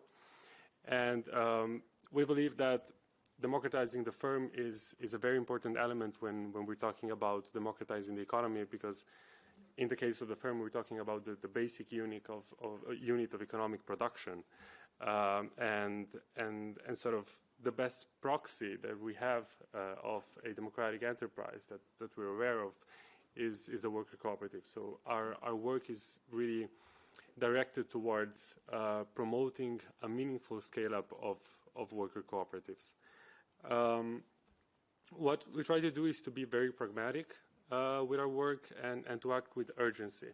Now, here I would perhaps like to challenge a point that was raised by my co-panelist, Mr. Glenn, about the possibility of returning to a sort of golden age of capitalism, or a capitalism where social dialogue functions well, where we can rely solely on the welfare state and on collective bargaining, which I'm not questioning their importance, but as capital has become more mobile, more agile, as technology has advanced, I think the possibilities of exploiting, if you want, working people by companies have increased massively. And unless we have the ambition of returning to a sort of global governance, even a similar discussion can be made when we talk about taxes, for instance, or in the case of unions, to a global or transnational collective bargaining, we will struggle to go back to a more social democratic economy, I think. So I think, one of the important elements of a future-proof economy is also a more diverse ownership landscape. I'm not, talking about the complete transition, but greater diversity, I think, is very, very important. Now, as I was saying, we at the Institute, we think worker cooperatives are great. We love them, and not just because they provide social value and create better working conditions. Even if we look at them from a merely productivist perspective, which is something that I would never encourage, but they often outcompete traditional forms of ownership, conventional companies, when we talk about productivity and resilience. So they're really amazing. But precisely because we love cooperatives and the cooperative sector so much, I think we have to also acknowledge a reality, and that is that the worker cooperatives, that the sector as such, has not been able to really challenge the dominance of conventional forms of ownership, throughout the centuries, if you want. Even in countries that have a really well-developed cooperative sector, as Giuseppe Guerini was saying, Italy is the perfect example, but also Spain and France, etc. It's still somewhat in the margins, despite all the support that has been granted. So we have mutualistic banks, supportive legislations, promoting worker buyouts, but all of this hasn't really translated into a meaningful transformation of the whole economy as such. So we've been asking ourselves, well, why is that so? There are two ways in which democratic firms can be created. As you know, they can be formed from scratch. There are several issues that can arise in that process. There is a matter of, it is a matter of business culture for sure, and lack of supportive infrastructure. There is a sort of ownership monoculture that is permeating institutions and consultancy firms and the public sector, if you will, but also from the standpoint of an individual or a group of funders, it is a bit more economically rational to opt for an ownership model that will grant them ownership rights for life, if you will, without the need to share entrepreneurial profits or decision-making with all the workers that end up joining the company. So there's that. And the other way of establishing democratic businesses is through conversion. These have proven a bit more successful if you look at global practice in scaling up worker ownership. But even there are some issues. The models that we know of cooperative conversions usually involve a 100% conversion and a full conversion of the actual company. Now, this doesn't necessarily have to be the case, as I will discuss later. We have some great examples of conversion mechanisms, such as the Macro model in Italy, the Pago Unico system in Spain, and SCOPS in France. They have been somewhat successful, but at least when it comes to the Spanish and Italian model, they are mostly aimed at saving companies that are at risk of closure. They allow the capitalization of unemployment benefits, which is, I think, a great policy. But even there, with the Marcora model being often an example of good practice, which it is, we're talking about around 400 enterprises that have been converted since the inception of the law. So if we look at the proportions, it's not really changing the economy. It has changed, concrete lives and firms, but not really scaled up. And in France, where we have a model that hasn't allowed just failing companies to convert, but also it has worked in cases of succession. But even there, we have to keep in mind that it's a very, very specific environment where cooperative banks function really well and are also willing to finance these types of buyouts. It remains a fact that conversions, cooperative conversions, involve several legal and organizational complexities that may deter not just the workers, but only, especially when we talk about succession, the owners to sell their company to the workers through a system, like in a very radical way, by transforming the company as such. So we've asked ourselves, well, does it have to be this way? Are we destined to just, not be able to scale up democratic ownership? Not necessarily. So precisely when we talk about succession of businesses, I think we've really dedicated a lot of time to studying that and to seeing what the potential of promoting democracy at the workplace is as part of that process. So in the EU, around 450,000 businesses undergo a transfer of ownership every year. This affects roughly 2 million 2 million jobs. And especially in light of the rise of private equity in Europe, this process can really lead to disembedment of companies from local communities, and that can potentially threaten the stability of local economies. So around the world, there are some models that have been able to really address the ownership succession issue through employee ownership. Here I'm talking specifically about the EOT model in the UK and the ESOP model in the US. There are 6,500 ESOPs in the US, employing roughly 10% of the country's private workforce. That is around 14 million workers. And then in the UK, which I think is even a greater story, since the inception of the EOT model in 2014, there have been 1,500 new such companies, employee-owned companies. And just in the last 3 years, 1,000 of them have been created because of a change in the tax system, which has made it more advantageous for the owner to sell their business to an EOT, which is this employee-owned company. The problem with these models is that they are kind of paternalistic and do not really establish a democratic enterprise because they are based on a trust. So the employees are more than owners, we would say beneficiaries of the model, especially when we talk about the EOT model, it's a profit sharing scheme more than anything. So what we've done to conclude is we've looked at these good practices. What they bring to the table is the possibility of financing the buyout with leverage, so with the profits of the company, and they also allow for partial conversions because they are based on a separate legal entity, that is the trust, that buys the operating company. What we've done at the Institute is we've replaced the trust with a cooperative, a worker cooperative, that ensures that there is the possibility of having a gradual conversion, there is a possibility of having a leverage buyout, which kind of solves the financing issue and allows workers to become owners without investing their own money, but through their work. But at the same time, it establishes a democratic form of ownership and democratic governance, which is typical for cooperatives based on the one member, one vote. So.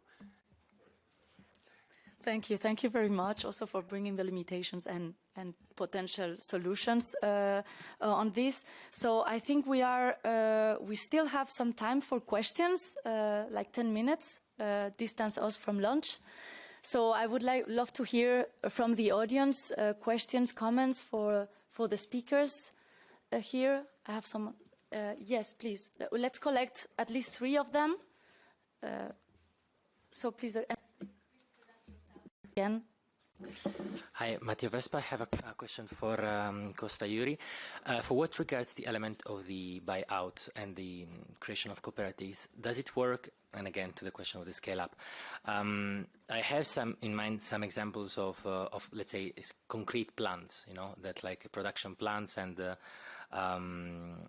also you were mentioning the element of the connection to the issue of local territories, but has it worked also in context of multi-plant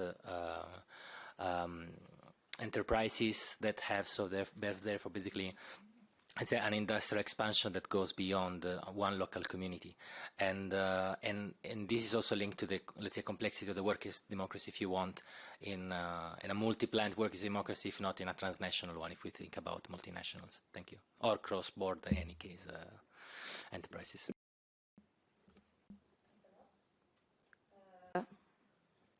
Thanks. Other questions?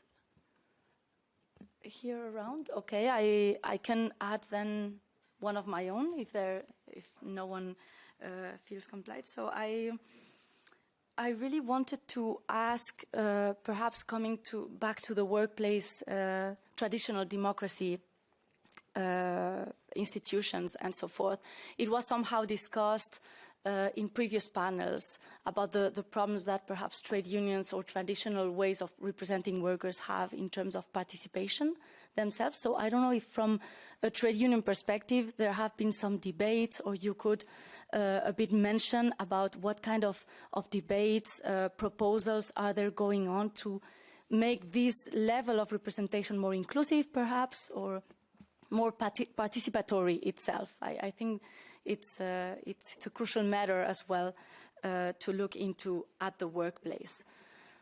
And perhaps for so either Costa and Giuseppe, how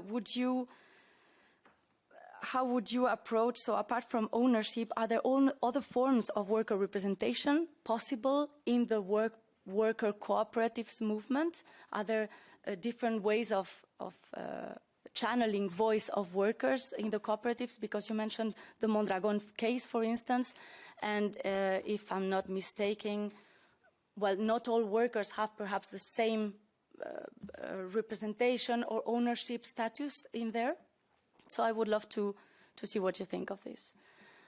So please, I leave the floor first to ask the question about the scaling up of the colleague over there. Sure. I cannot really speak from experience because, and that is something that I forgot to mention while explaining, presenting the model.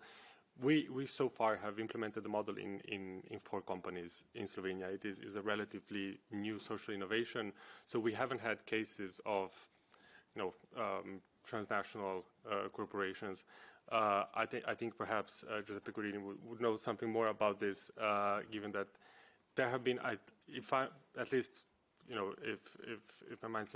memory serves me correctly, cases of companies of local branches that have been converted through workers' buyouts in Italy, for instance, with the Macron model. So I think when it comes to these kinds of enterprises, it's usually the democratization happens at the level of the local branch, where also the state and the supportive organizations have authority over or competence over.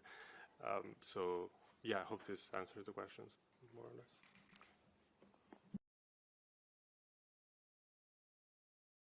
Okay, then maybe I will pass on. If it comes, to the question about how to make, let's say, the traditional model more inclusive, I think that is something trade unions are thinking, let's say, over the last years or maybe even longer already, what they have to do in their own structures to make it more inclusive. As all big organizations, of course, we have kind of all structures that work well and you think everything is fine, but of course, normally if you come to big organizations, sometimes inclusiveness is a bit lacking. But also there it depends very much, as I said, also from the national context, how the trade unions are structured. I just said it also at the beginning. But there is, of course, a lot going on already. For instance, I know from many trade unions, for instance, instance, like Verdi in Germany, they have a very participatory approach if they come to their demands in collective agreements. For collective bargaining, so they will normally starting to discuss with their members in the companies what should be our demands, what is more important, to set also the priorities.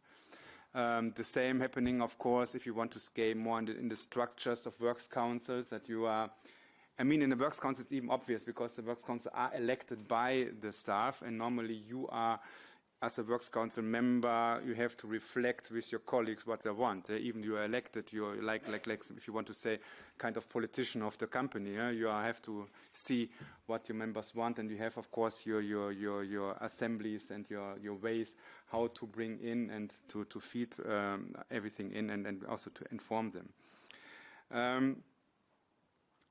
Maybe one thing about ownership. I think the system is very good. I think if you can have workers' ownership of companies, that is a good system. As long, and that is very important here, I think that we have to make distinction, because of course then you also get the kind, if there's not too much risk for the workers itself, because at the end of the day, if you even put your own money in, or even if, let's say, part of your salary is getting in, because that's how you buy shares or whatever. It depends, of course, very clear on the system. That would be interesting to hear how the system is there managed, because at the end of the day, if then the company bankrupt and then part of your let's say savings or whatever you could have saved is also gone, then you have both. You have the risks and you lost your job and you lost your money. So there, of course, it's very important to have clear look on this kind of ownership, that there's a clear distinction, that there is no much risk for the worker and such. And then, of course, for me, the question is if it's democratization, because I think that was also the case of this Basque cooperative. How, if it's only democracy for those who owning the corporation, or is it also, as you said it already, that they're using different kind of legal company models in different countries? And what is then for the workers working for the company who are not part of the cooperative? And how is democracy at work organized for them, or is it actually only democracies for those who owning it? And that is, of course, also a question, let's see, at least a good question here. Thank you. Thanks, Stefan. So, Sophia, do you want to? I will try to add a few more things. So within my trade unions, we do represent white-collar workers in all of the private industries. So we have some manufacturing and some finance, for instance, or commerce. So those are completely different sectors. So for instance, when it comes to gender, we don't have one clear rule within our trade union that there has to be at least 40% of women in the representation bodies within our trade union, but to rather have a sector-specific rule that you look at the percentage of members. So if there's only 20% of female members in this sector, especially in the manufacturing industries, then in the bodies it only has to be 20%. And in other industries, such as commerce, with the majority of workers being female, that mainly female representatives will be included in the bodies. This also means that we have quite sector-specific strategies. So we did a lot of work in the commerce sector. This is one of the sectors where there's mostly females, a lot of part-time work, lower wages. So we really tried to target this sector to build power also on the company level, to have strong works councils there, but also to improve the collective bargaining for workers in these sectors to be more empowered, to have more power over the working time, so they don't have separate shifts, one in the morning, one in the evening, maybe difficulties to get home at night because there's no bus going anymore. So those were some issues that we looked at where I think that the workplace can never be separate from society as a whole. And I think, and I will close with this, working time, definitely I think is one of the big topics also for the future. Because in order to be active and involved, you need time, and you can see people having multiple jobs. For them, it's difficult to be involved in civil society or in the company level or in trade unions.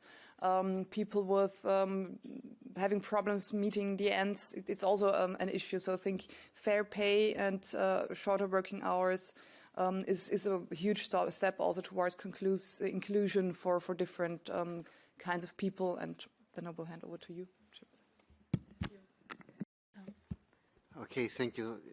That is a very interesting question and issue, because of course when you decide to practice democracy on the organization, and democracy and participation of the member is the best way to manage a cooperative.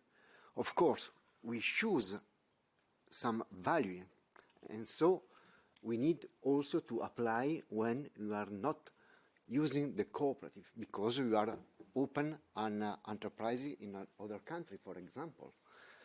This is the first issue. In my experience, in my history, I think it's really important to have the awareness that is very complex to play in the same time the role of owner and the role of workers.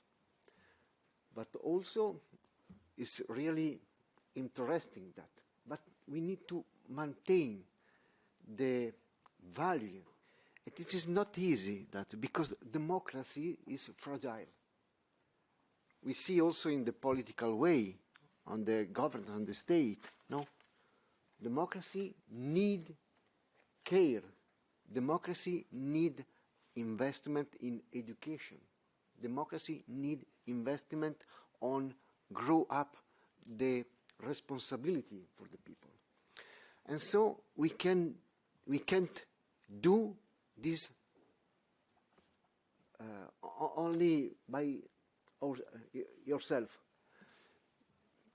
I say in my history, I was president for cooperatives. I was president of a very huge organization for social cooperatives. And in every time I think that I need to have a good partnership and also an alliance with the trade union, for example. On the social cooperative in Italy, I know very well, it's my history. I play my many years working in the social cooperative. And we are a collective bargaining. It's fundamental. And the alliance between cooperatives and the union is fundamental, not only to defend the workers, of course, this is the first, but also to defend, for example, welfare system. We play very important activity together with the union in Italy to defend the welfare system, to defend a right for disadvantaged people. And this is the way, because democracy can be only owned by myself.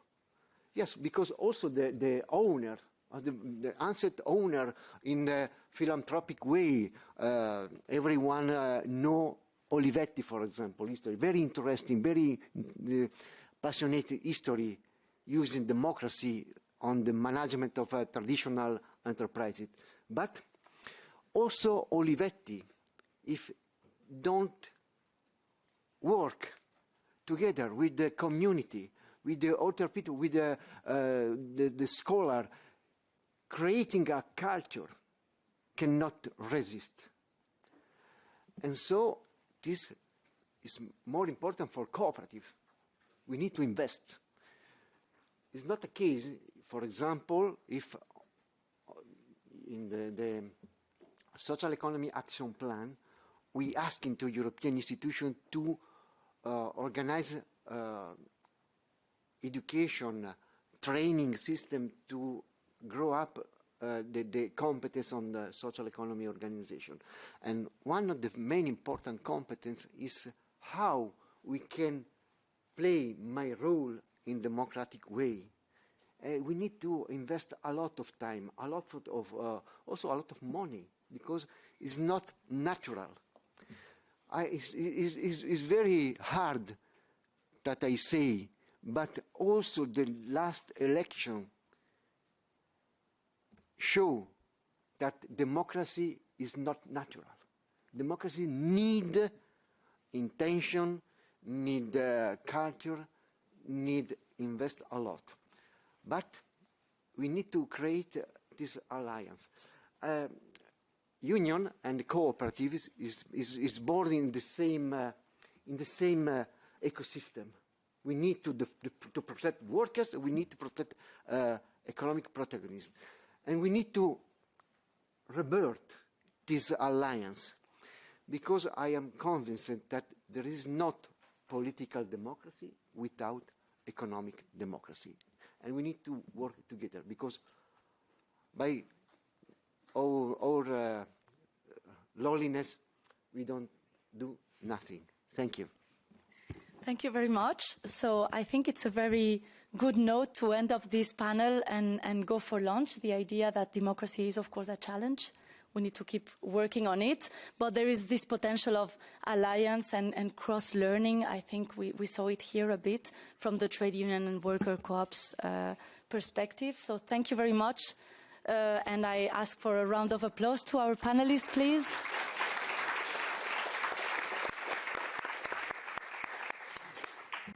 Now let's go all for lunch. Is served until 13:50, and then we will have the panel 3 on democratizing public services and urban planning. Thank you very much. Hello.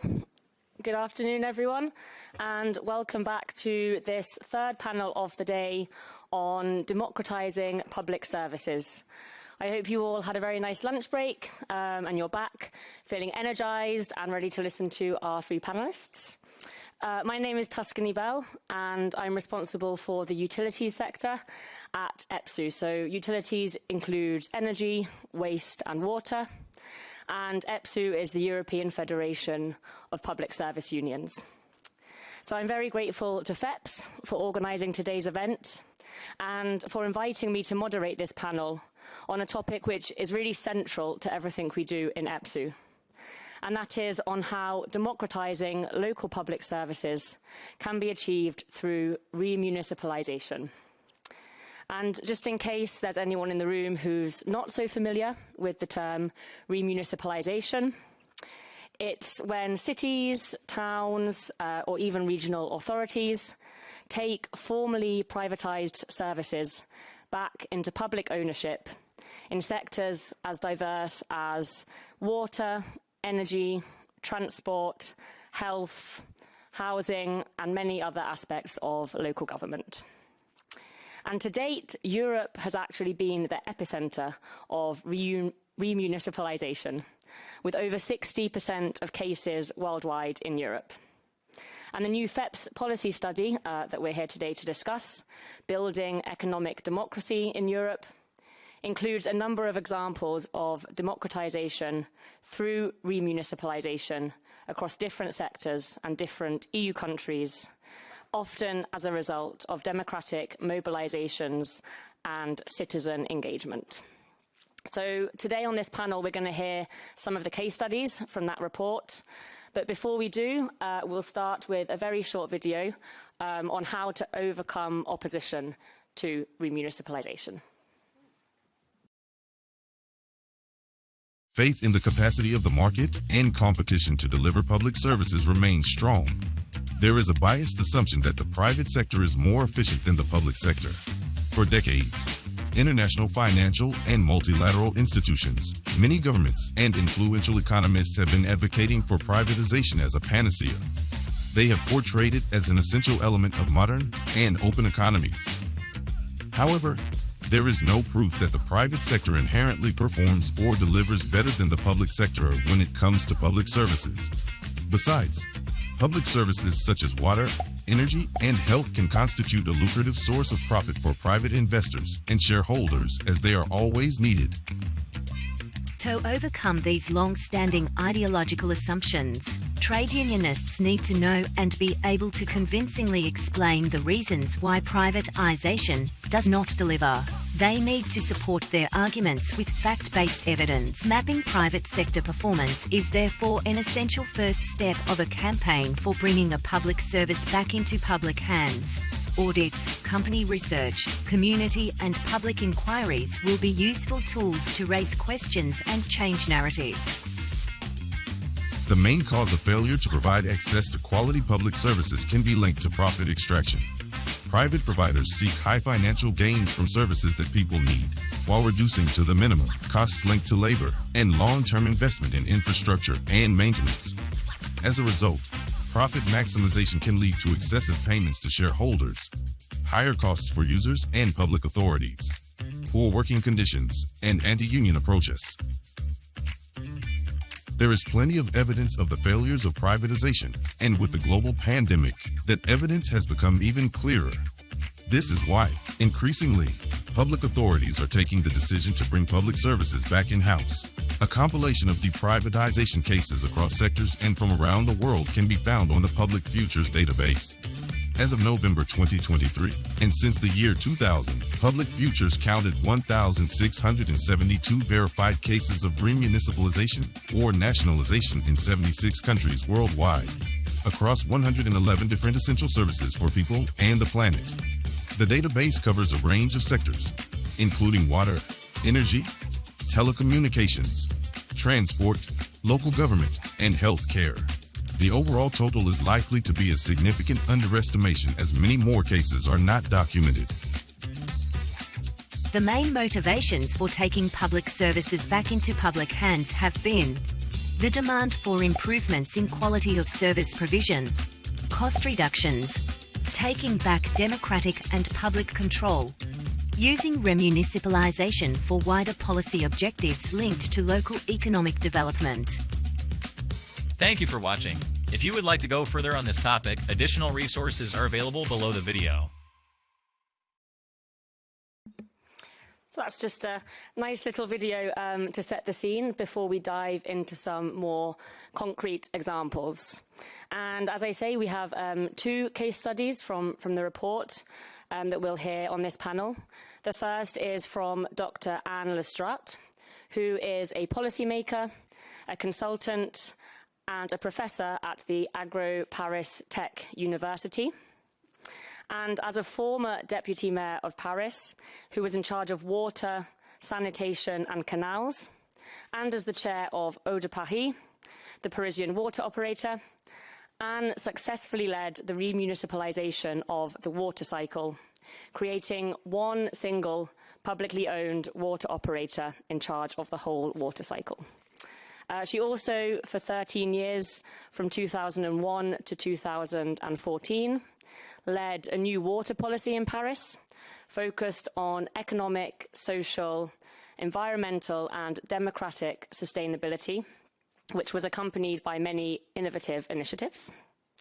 And in 2008, she co-founded and chaired Aquapublica Europa, which is a European network of publicly owned water and sanitation operators. She's also been a consultant and a lecturer abroad, first in East Asia and then in the US, and was a research fellow at NYU and a senior consultant at GWOPA UN Habitat. So she's going to talk about her work in Paris, and then after that we'll hear from Mirko Beisheim, who from 2010 to 2013 was active in the campaign for the largest citizen democratic remunicipalization of energy companies in Europe. And since 2014, Mirko has been politically active in relation to the phase-out of coal in Hamburg, in Germany, and around Europe, and who is a founding member and a founder of several associations. So that's two kind of presenters of case studies in the report. And then from there, we're going to zoom out a little bit and hear from Milo Fiascanaro, who very kindly agreed to step in actually only yesterday, as one of the other speakers was unwell. But luckily for all of us here in the room, Milo is very relevant to this panel and very knowledgeable, has lots of experience. He is the current executive director of Aquapublica, which Anne was the founder of. And so prior to that, he also worked for local public authorities, especially in the field of innovation, local development and environmental policies. And he has an extensive knowledge of EU policy and of their implication for local governance. So he's going to speak more broadly about why joining a network of peers at national or international level is important for the remunicipalized operators. So each speaker has 6 to 8 minutes. We'll have a first round and then we can open up the floor to questions. So we're going to start with Dr. Anne Lestrade. Anne, could you please tell us, as a former Deputy Mayor of Paris, who successfully led the reform of water remunicipalization, can you give us kind of an example of what personal leadership this takes? Because a lot of remunicipalization campaigns are driven by grassroots organizations, not by the public authorities. So it's a very interesting case. So we'd like to know your personal experience, and also what it takes to bring back public services like water into public hands. And finally, apart from the fact that the service is transferred into the public sector, what are the democratic elements of that project? Thank you. Okay. Thank you very much, Tuscany, and thank you very much for inviting me. I hope I will be very clear. To be honest, as I said to Milo, I am in a specific mood because even if I'm not more an elected official, I'm still very involved in politics. And in France now, it's quite chaotic, and I cannot stop thinking how we can deal with that, with this incredible situation, and I slept badly and very little since Sunday. So even if it's not the topic, even if it's related to our topic, because we discuss about democracy also. And so to reply to your question, it's true that usually, and I was invited in many places all around the world to explain the remunicipalization process in Paris, and always the same question. But did you have some grassroots movement and social campaign? And I always say no. No, we have some activists, to be honest. Of course, there are some, but personal individualities. Some, for example, Danielle Mitterrand. Danielle Mitterrand and I work for her foundation, the widow of our former president, François Mitterrand, involved in a human rights and right to water and sanitation. But except this kind of personalities, we have no social campaign, no grassroots movements, and there are many reasons for that. Because there were no crisis, no water crisis. The water tariff is included in the housing rent, so more or less the consumers don't pay attention to the bill, and the network is invisible. So, there are many reasons, and so why we decided to remunicipalize, because we are not obliged to do that.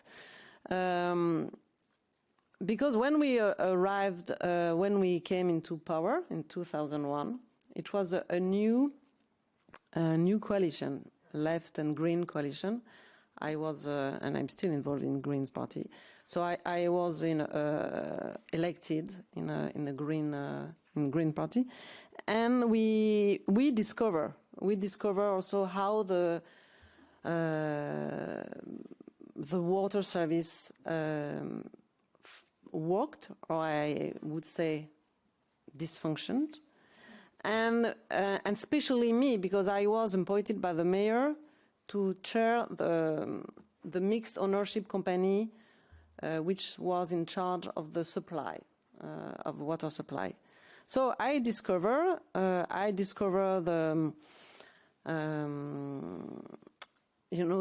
technical lack of maintenance, no financial transparency, no monitoring, no control, and so on. And we decided, and especially on my side, to try to put this issue on the political agenda. And to make short a long story, finally I succeeded, because you asked me about personal leadership. It's true that it was a strong involvement on my side, because I was an elected official and, as I said, the chair of this mixed ownership company in charge of water supply. And we put this issue on the political agenda for our re-election in 2008. So this theme was in the program, in the municipal program, and the mayor, the former mayor Bertrand Delanoë, told citizens, okay, if I am re-elected, we will remunicipalize. But at that moment, to be honest, nobody believed that it will happen, because it was hard especially because we are in a country which outsource a lot, and we had two very big major companies, now more one, Veolia. But the biggest water and sanitation and companies, Veolia and Suez, they shared the water market in Paris. So of course they are very powerful. So the lobbying, very powerful company with strong lobbies. So it was not so easy to explain why it was so important to remunicipalize. And it was a top-down decision, a political decision, because I was fully convinced that it will be much more sustainable in many ways, so socio-economic, environmental, and also democratic. But the point I would like to stress today is why and how did we succeed? First, we and I succeeded to convince the mayor. And why he decided to do that? Also because we show that it was not only a political will to oppose water management and a privatization, but it was also a political will to show and to demonstrate that it's possible to build a new public service. And for me, it's very important, because if we are only in the opposition and denunciation, but without any credible and concrete alternative, I think it doesn't work. So, and it's not only for this reform, but for many things. And we build this new organization. And also another point I would like to stress, because it's true that as a result of this remunicipalization, we democratize the service. But as a chair of the mixed ownership company, after transformed in a new publicly owned company, Eau de Paris, I wanted to share this reflection on the new organization with the staff. And during for more than 1 year, we involved staff, and since the technical staff from technical staff to top management, in thinking how we could organize the new service, the new operator. And for me, it was very important to draw up upon the skills and the competence of the staff. And also, I think it helps the transition, because the staff, were involved in this project. And I think it was also one of the key of the success, because it's too long also to explain, but we faced a lot of impediments, and especially coming from the major companies, because they didn't want, they really didn't want we to succeed. Us to succeed, you understand. So it was a political will, and even if we put that, as I said, in the political agenda for the campaign, but one of the results, because it's also another question, we now, and just after that, and still now, we have much more civil society, organization, and association involved in the service. Because first, we decided to set up a democratic governance for the board of directors. So now the board of directors, we have elected officials, but also NGOs, consumers association, and also a member of the observatory, Parisian Water Observatory. We decided to launch this observatory. He's a platform of debates and consultation on water issue. We implemented also new kind of activities and I have to conclude? Ah, man. Okay. Okay. So just to conclude, so I would like to conclude also another point. Okay, even if it was top-down decision and political decision, it helps to increase, paradoxically, social movement and association to be more involved. And now even outside Paris, because it was like yes, it fueled energy for militants and for activism, and not only in Paris but all yes, in France also, to defend public management and to push this kind of new policies. So it's a paradox, but at the end, and still now, we have, for 14 years later, a more efficient, democratic, and socio-economic service. Thank you. Thanks a lot, Anne. And yeah, well, hopefully we'll have time to hear some more in the questions from the audience afterwards. It's very interesting to hear about how it was entirely top-down with no kind of grassroots movement to encourage it at the beginning. I think it's really interesting to start with that case, because now we'll hear from kind of the opposite, from a grassroots movement, which I guess is much more usual for this kind of remunicipalization. So we can kind of contrast the two. So then we'll go to Mirko. And the question for you, Mirko, is you were once involved in the successful campaign to remunicipalize the energy grid in Hamburg. And this is...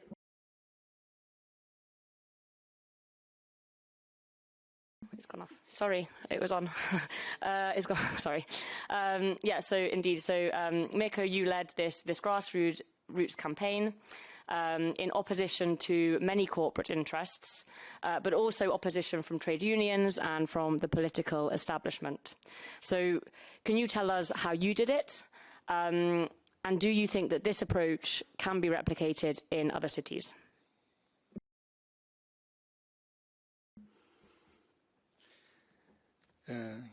Yes, thank you for the possibility to participate here in the evening, and to begin with the second question, because I think that's a more important question. Yes, you can replicate it, and in every case. So in every city, in every case, we see it in the presentation, the different sectors. I believe in that. And even if there's always, I think, with a high possibility, different frames in which it can be achieved. or like directions, top down, or with a grassroots campaign, it's possible. And we used to say in these former days of these remunicipalization, different, Rekommunalisierung, as we say in Germany. So the privatization is not an eternal destiny. Very special lobby groups, they want to say it's one-time privatization and now it's a destiny forever. No, it's not. And in our campaign, the opponents, they used to say, okay, if we now go back and bring it back to the community, then we have to go back to the caves, and the lights go out, and the world stops turning. It's not the case, as we are lucky to see. It's 10 years ago, and the world still goes around, and we have light. And as Anne said, I can agree. We have even more efficiency energy grids in Hamburg than in former times. So less power outtakes. It's a better heating grid, and also in the gas sector. So to make it clear, that the most opponent voice that we had to fight, it's a strong word, but to fight against was the argument of fear. And it comes from the private company, which was in that case in Vattenfall, which is a little funny itself, because I don't know if anyone from you knows Vattenfall. Vattenfall is a state-owned company. It's 100% Swedish company. And they had the German daughters who run in former times nuclear power plants, but also the Hamburg heating grid with the huge coal-fired power plants. And that they want to say that a state-owned company couldn't run the energy companies. It was silly. So, but this was this big emotion. It was about fear, that the lights goes on, as I already mentioned, and everything is broken down. And I think, like Anna, you also already mentioned it, that it's not a coincidence that we have to opponent these working with this strong emotion of fear also in other sectors, and in our whole democracy now. And I think these right national parties, they are only also operating with this fear. And there's also very, very interesting coincidence with your water grids, like our grids. Like there's no more boring thing in the energy sector as a grid. You can't smell it, you can't see it. It's under the ground. So it doesn't move.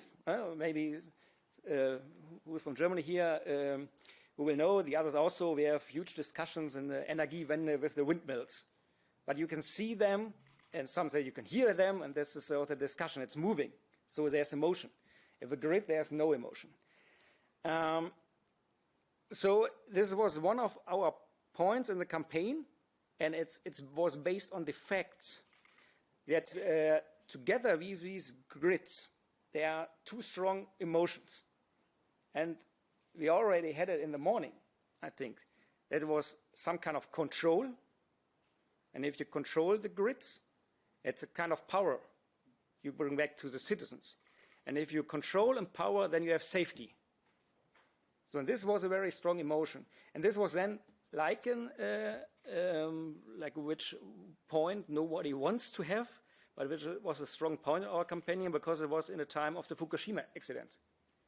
So, and I think we all here remember. So, and all these talks in the former times about the safety of the nuclear power and so on, it was not anymore based on facts. And so the citizens want to regain the feeling of safety. And we can truly bring the arguments in the discussion that if it's controlled by the citizens, by the municipality, then you have, again, these feelings of this safety, power, control. And these are also what we see now 10 years further, that is exactly as we said, it comes to the people. And already, you know, the same thing, which is about the costs. I can advise every municipality, every campaign who wants to get in this sector, don't go on these sleepy ground with the costs. So and your opponents say you can't afford that. It costs $1 billion or €1 billion or something. And then you see, no, it's only cost 200 million. And then you have a discussion with numbers. And no one outside, only the experts can say what is right, what is wrong. So don't get me wrong, you know, you have to get to the point of the costs. But I think like in Hamburg, we have the special example that a few years ago, the Hamburg government, and the Hamburg major, which was also Olaf Scholz, which is now the chancellor, decided to to build a new concert hall. So, and they didn't ask the Hamburg citizens if they really wanted. So now we have it. And in the end, it costs €1 billion. So, and costs every year also much money to have the concerts. So it's not my point. I don't have an opinion. I have an opinion, but it's not about it. It's necessary. We can guess your opinion. No, I'm a music lover, so it's okay. I like to get concerts, but the point is, and that was also in the discussion, if you decide to spend €1 billion to build a concert hall, then you can't say on the other side it's not worth to spend €1 billion to get the energy grids back in your hands. Besides the case that you can make profit with these companies, to achieve the profit that you can pay your debt with your own companies.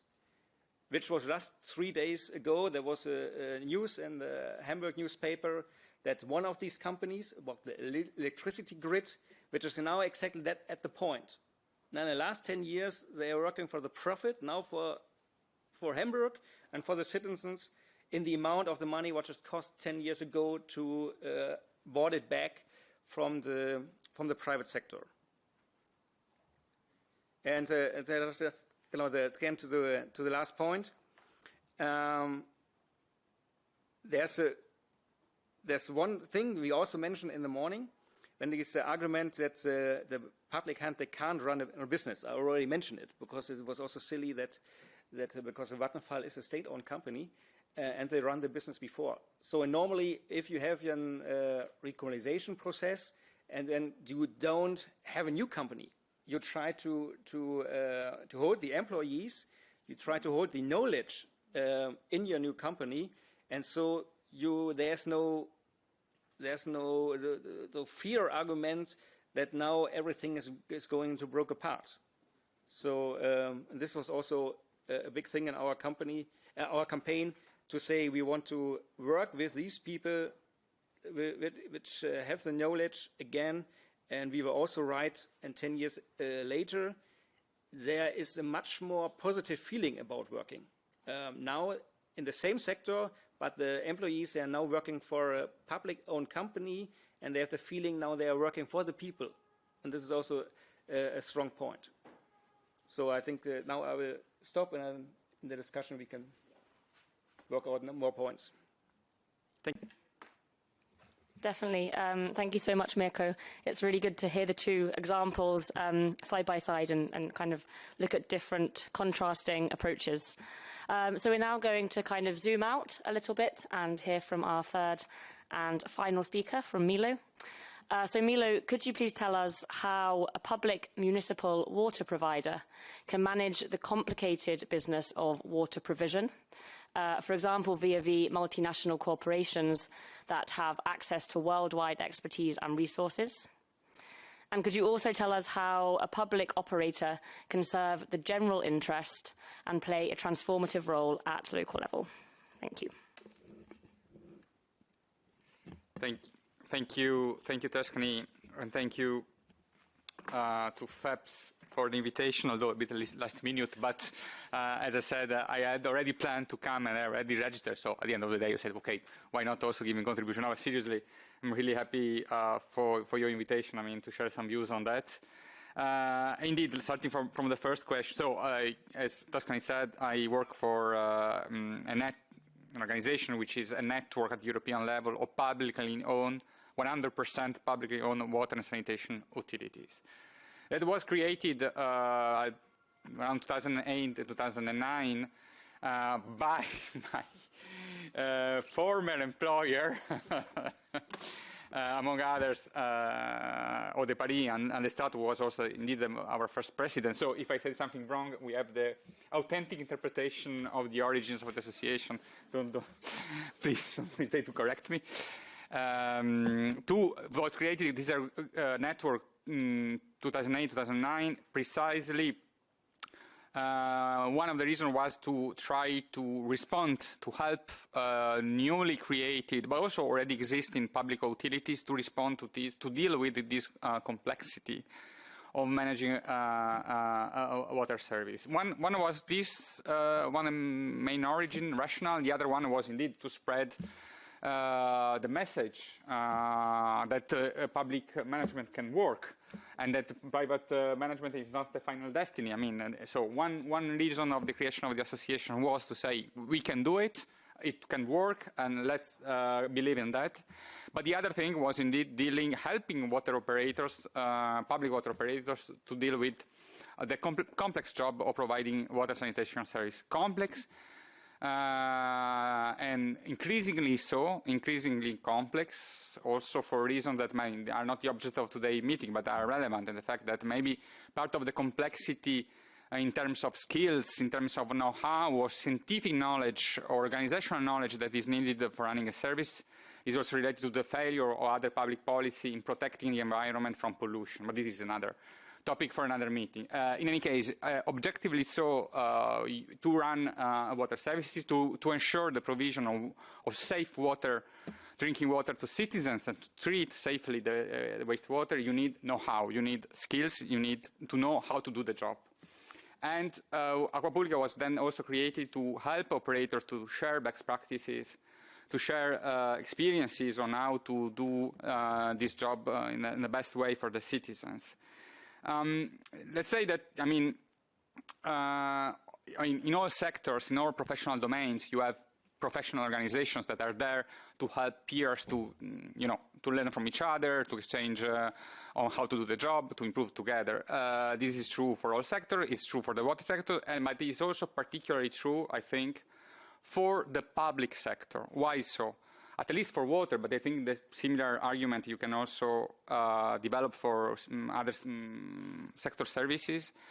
You need to understand that there is an asymmetry, a substantial asymmetry in terms of, in particular, knowledge creation, knowledge management between private operators and public operators. Private operators, in particular multinationals, because of their very structure, their very multinational organization, they can source knowledge and know-how from wherever the world.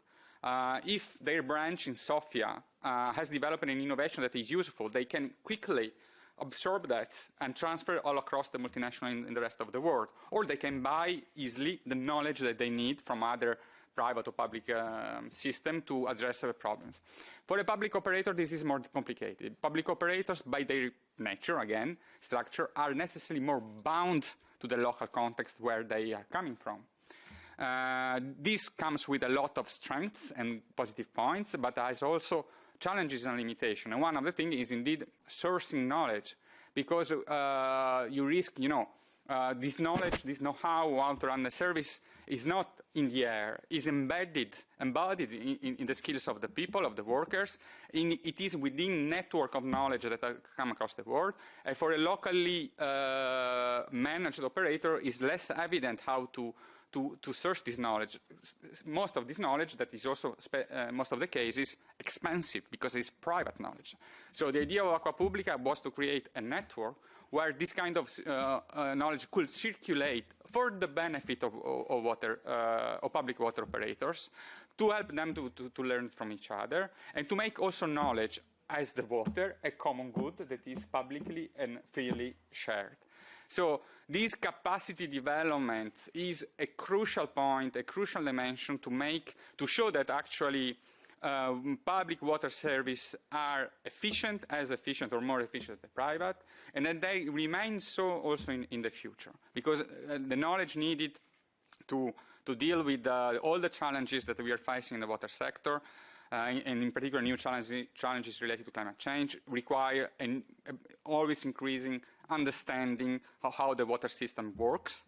And if this is true for the public operators in general, this is particularly true for newly remunicipalized water services, because as I think Anne already mentioned to that, I can explain even further, when the private leave the ownership and the management of a service, of a water service, it doesn't do so normally happily, and so try to undermine and to boycott those that are coming afterwards to make their job even more complicated. And one of the things that they do to undermine the future public operator is to to retain all the knowledge and know-how that is key for the management of the service, data and know-how that is needed to run smoothly the service. So particularly for for the municipality water operators, it's important to have a context when they can learn from their peers, that they can have support from others that have no interest to sell them things, but they do out of a public service spirit. So we think that a network as Acqua Pubblica can do a job in this, and we are trying to do our best to ensure this, to help all the public sector to move together, to grow together. This is not to deny, of course, that there are a lot of decisions that are, there is knowledge and know-how that is coming from everywhere in the world. There is a lot of knowledge and know-how that is locally embedded, and there are a lot of decisions that needs to remain locally taken. And this, again, the fact that an operator, the management of an operator is open to the society, to the civil society, to the movements on the ground, maybe can help to take decisions that are more informed of the impact of water management on the society, and becomes a bit less, I don't know, technocratic. I don't know how to say that, but let's say help the management, the involvement of population and civil society, help the management to have a broader understanding and awareness of the importance of the decision. But for the important involvement of, I let my former president to develop more, I think. Thank you. Thank you very much for that. I think that really kind of brings together everything that we've heard up until now. So we have 15 minutes left for questions from the audience. I think we'll take a round of maybe 3 to 4 questions, and then I'll probably have to be a bit stricter with the timing of responses. So we'll try and do just 3-minute responses from the panelists. So if you have a question, either for one or all of the panelists, please put up your hand and maybe introduce yourself first. So we have one here and one here. See if there's anyone else. Okay, then we'll start with those. So yeah.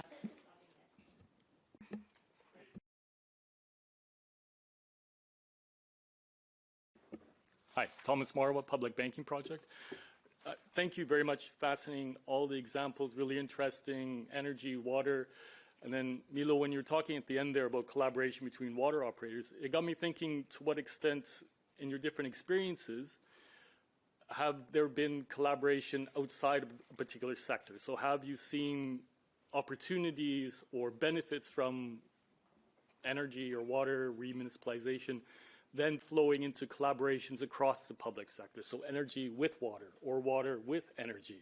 And is this flourishing, or are those collaborations sort of staying within sectors like water, or is there more of a branching out into more public-public collaboration? Thank you very much. Maybe should we take the other question as well, and then we can answer both together? Yeah, so. Sorry, Matic Primc from Organizacija for Participatory Society. I wonder, this process of renationalization, is it relevant, the speed at which you do it? I imagine, as you mentioned, that the companies then try to create problems from the for the public once the public ownership commences. You know, what are the strategies to minimize these costs? You know, I imagine like the maintenance, you know, stops the minute they figure out, you know, they're going to be renationalized, and probably other things as well.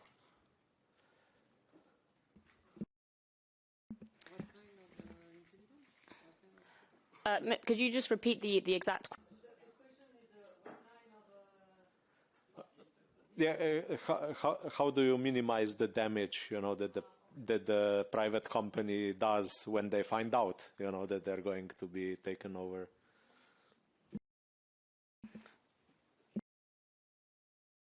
Oh, so maybe we go in the same order, and if you could try and answer both questions in 3 to 4 minutes, that would be great. But maybe the last question, to minimize, above all, they try to retain, as Milo said, they retain the data. For example, the data, billing data, many data, absolutely essential for operational activities. So we bargain. It was a hard negotiation. And we were obliged to for the transition, and especially to get the data, to outsource 1 year more with one of the companies, and to get for getting data, to get data.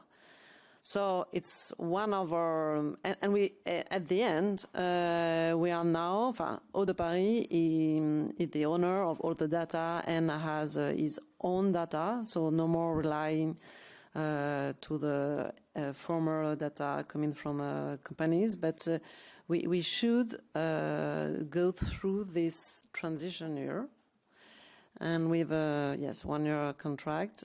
And also a main issue was staff, and the last day of the contract, especially Veolia. And even for the data, the worst is Veolia. And that's why it's the left one now, because Veolia succeeded to buy Suez. And Veolia also tried to retain as much as possible the staff. So we hire new staff, and even for private sector. So it means that it's possible also to have new skills from private sector, eager to work in a public company. So yes, by that way, for example, for the two main aspects, we succeed to minimize the cost. For the question about collaboration, I think it's very important, you're right, to try to find new collaboration among sectors. In water, but I have no time to explain, but we implemented a new policy for conservation and preservation of the quality of water with new partnerships with farmers. So, for example, and I think it's very important now to work in not only in the for the operational activities on the drinkable and supply sector, but also on the upstream, and to have more connection with land policy, agriculture and alimentation policy on water. And I think it's just the beginning of new collaboration to implement and carry out.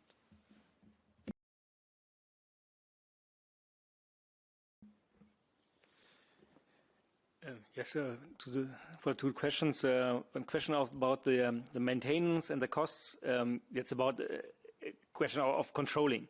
So in the case of the Hamburg, especially of the heating grid, afterwards it was clear that Vattenfall didn't spend much money in the last years on it, and there was a huge you have to invest a huge kind of money to bring it to an actual level. But you can, with the controlling, you can try to minimize it. And also then for the discussions about the price to get the whole business again, you can see, okay, you didn't spend much money on the maintenance, then the price in general will be lower. And the other thing with the cooperation, yes, we see it in Hamburg. Like we and Hamburg is glad they never have a privatization in the water sector. And there are also special other companies were state-owned, like in the data companies and the telecommunication sectors, and they are working together. And also for Hamburg, it's very important now the energy company, and it's mainly the heating company, because they also own the heat and power plants, belongs to them. They are now in a tool for the government to bring the transition forward, like in the hydrogen sector.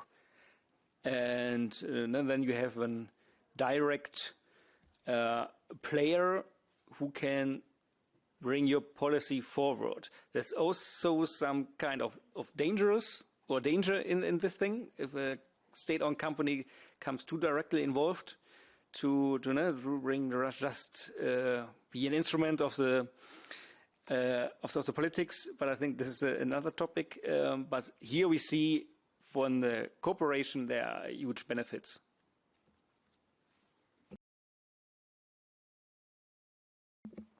Thanks. I would like to react in particular to Thomas' question but yes, I mean, I could mention several examples from our members of cooperation with other sectors. But let me say, I mean, share at least a personal opinion that I have on that indeed the fact that, I mean, the capacity of establishing larger cooperation between sectors, and particularly service sector, is one of the conditions for public management of the future, or on the contrary, one of the main threats to public management can come indeed from not being able to manage this from a public perspective and having sectors that will be absorbed by other sectors that are private.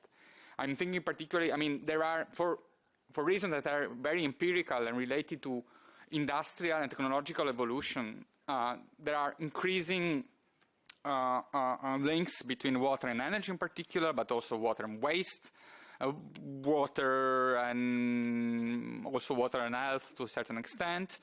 So we see a growing interconnection between these sectors, again driven by technological developments in particular, growing also economic interest, and that can lead this merging that can be hostile in every sense of the word, if managed by some private operators, and in particular for the energy sector, given their stronger financial capacity, we see a risk that some of the water resources and water operation and public management of water resources and operation can be absorbed by private operators. So I think that one of the conditions really in the future for the continuation and strengthening of public management in different sectors will be the capacity to seize these synergies that can be there between different sectors for the benefit of all the users and not of the shareholders.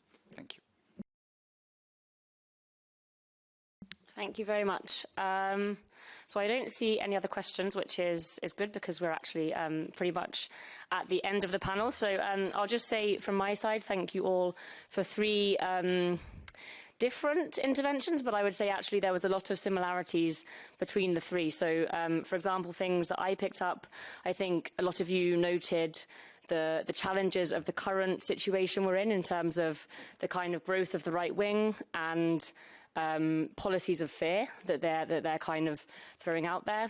I also noticed the similarities in terms of scarcity that we're facing and the difficulties of security of supply, both in energy and in water, but this could also be in other sectors. And also, well, as a trade unionist, I have to mention, I'm very happy that you all really stress the workforce angle and the need to have the workers involved in the transition, and kind of a sense of ownership for the workers and really prioritising kind of maintaining the skills and the experience of the workers, and how important that is for this kind of transition. So I will leave it there, I think, and then get ready to hand over to our next panel, which is on policies to support economic democracy. So thank you all very much. Thank you.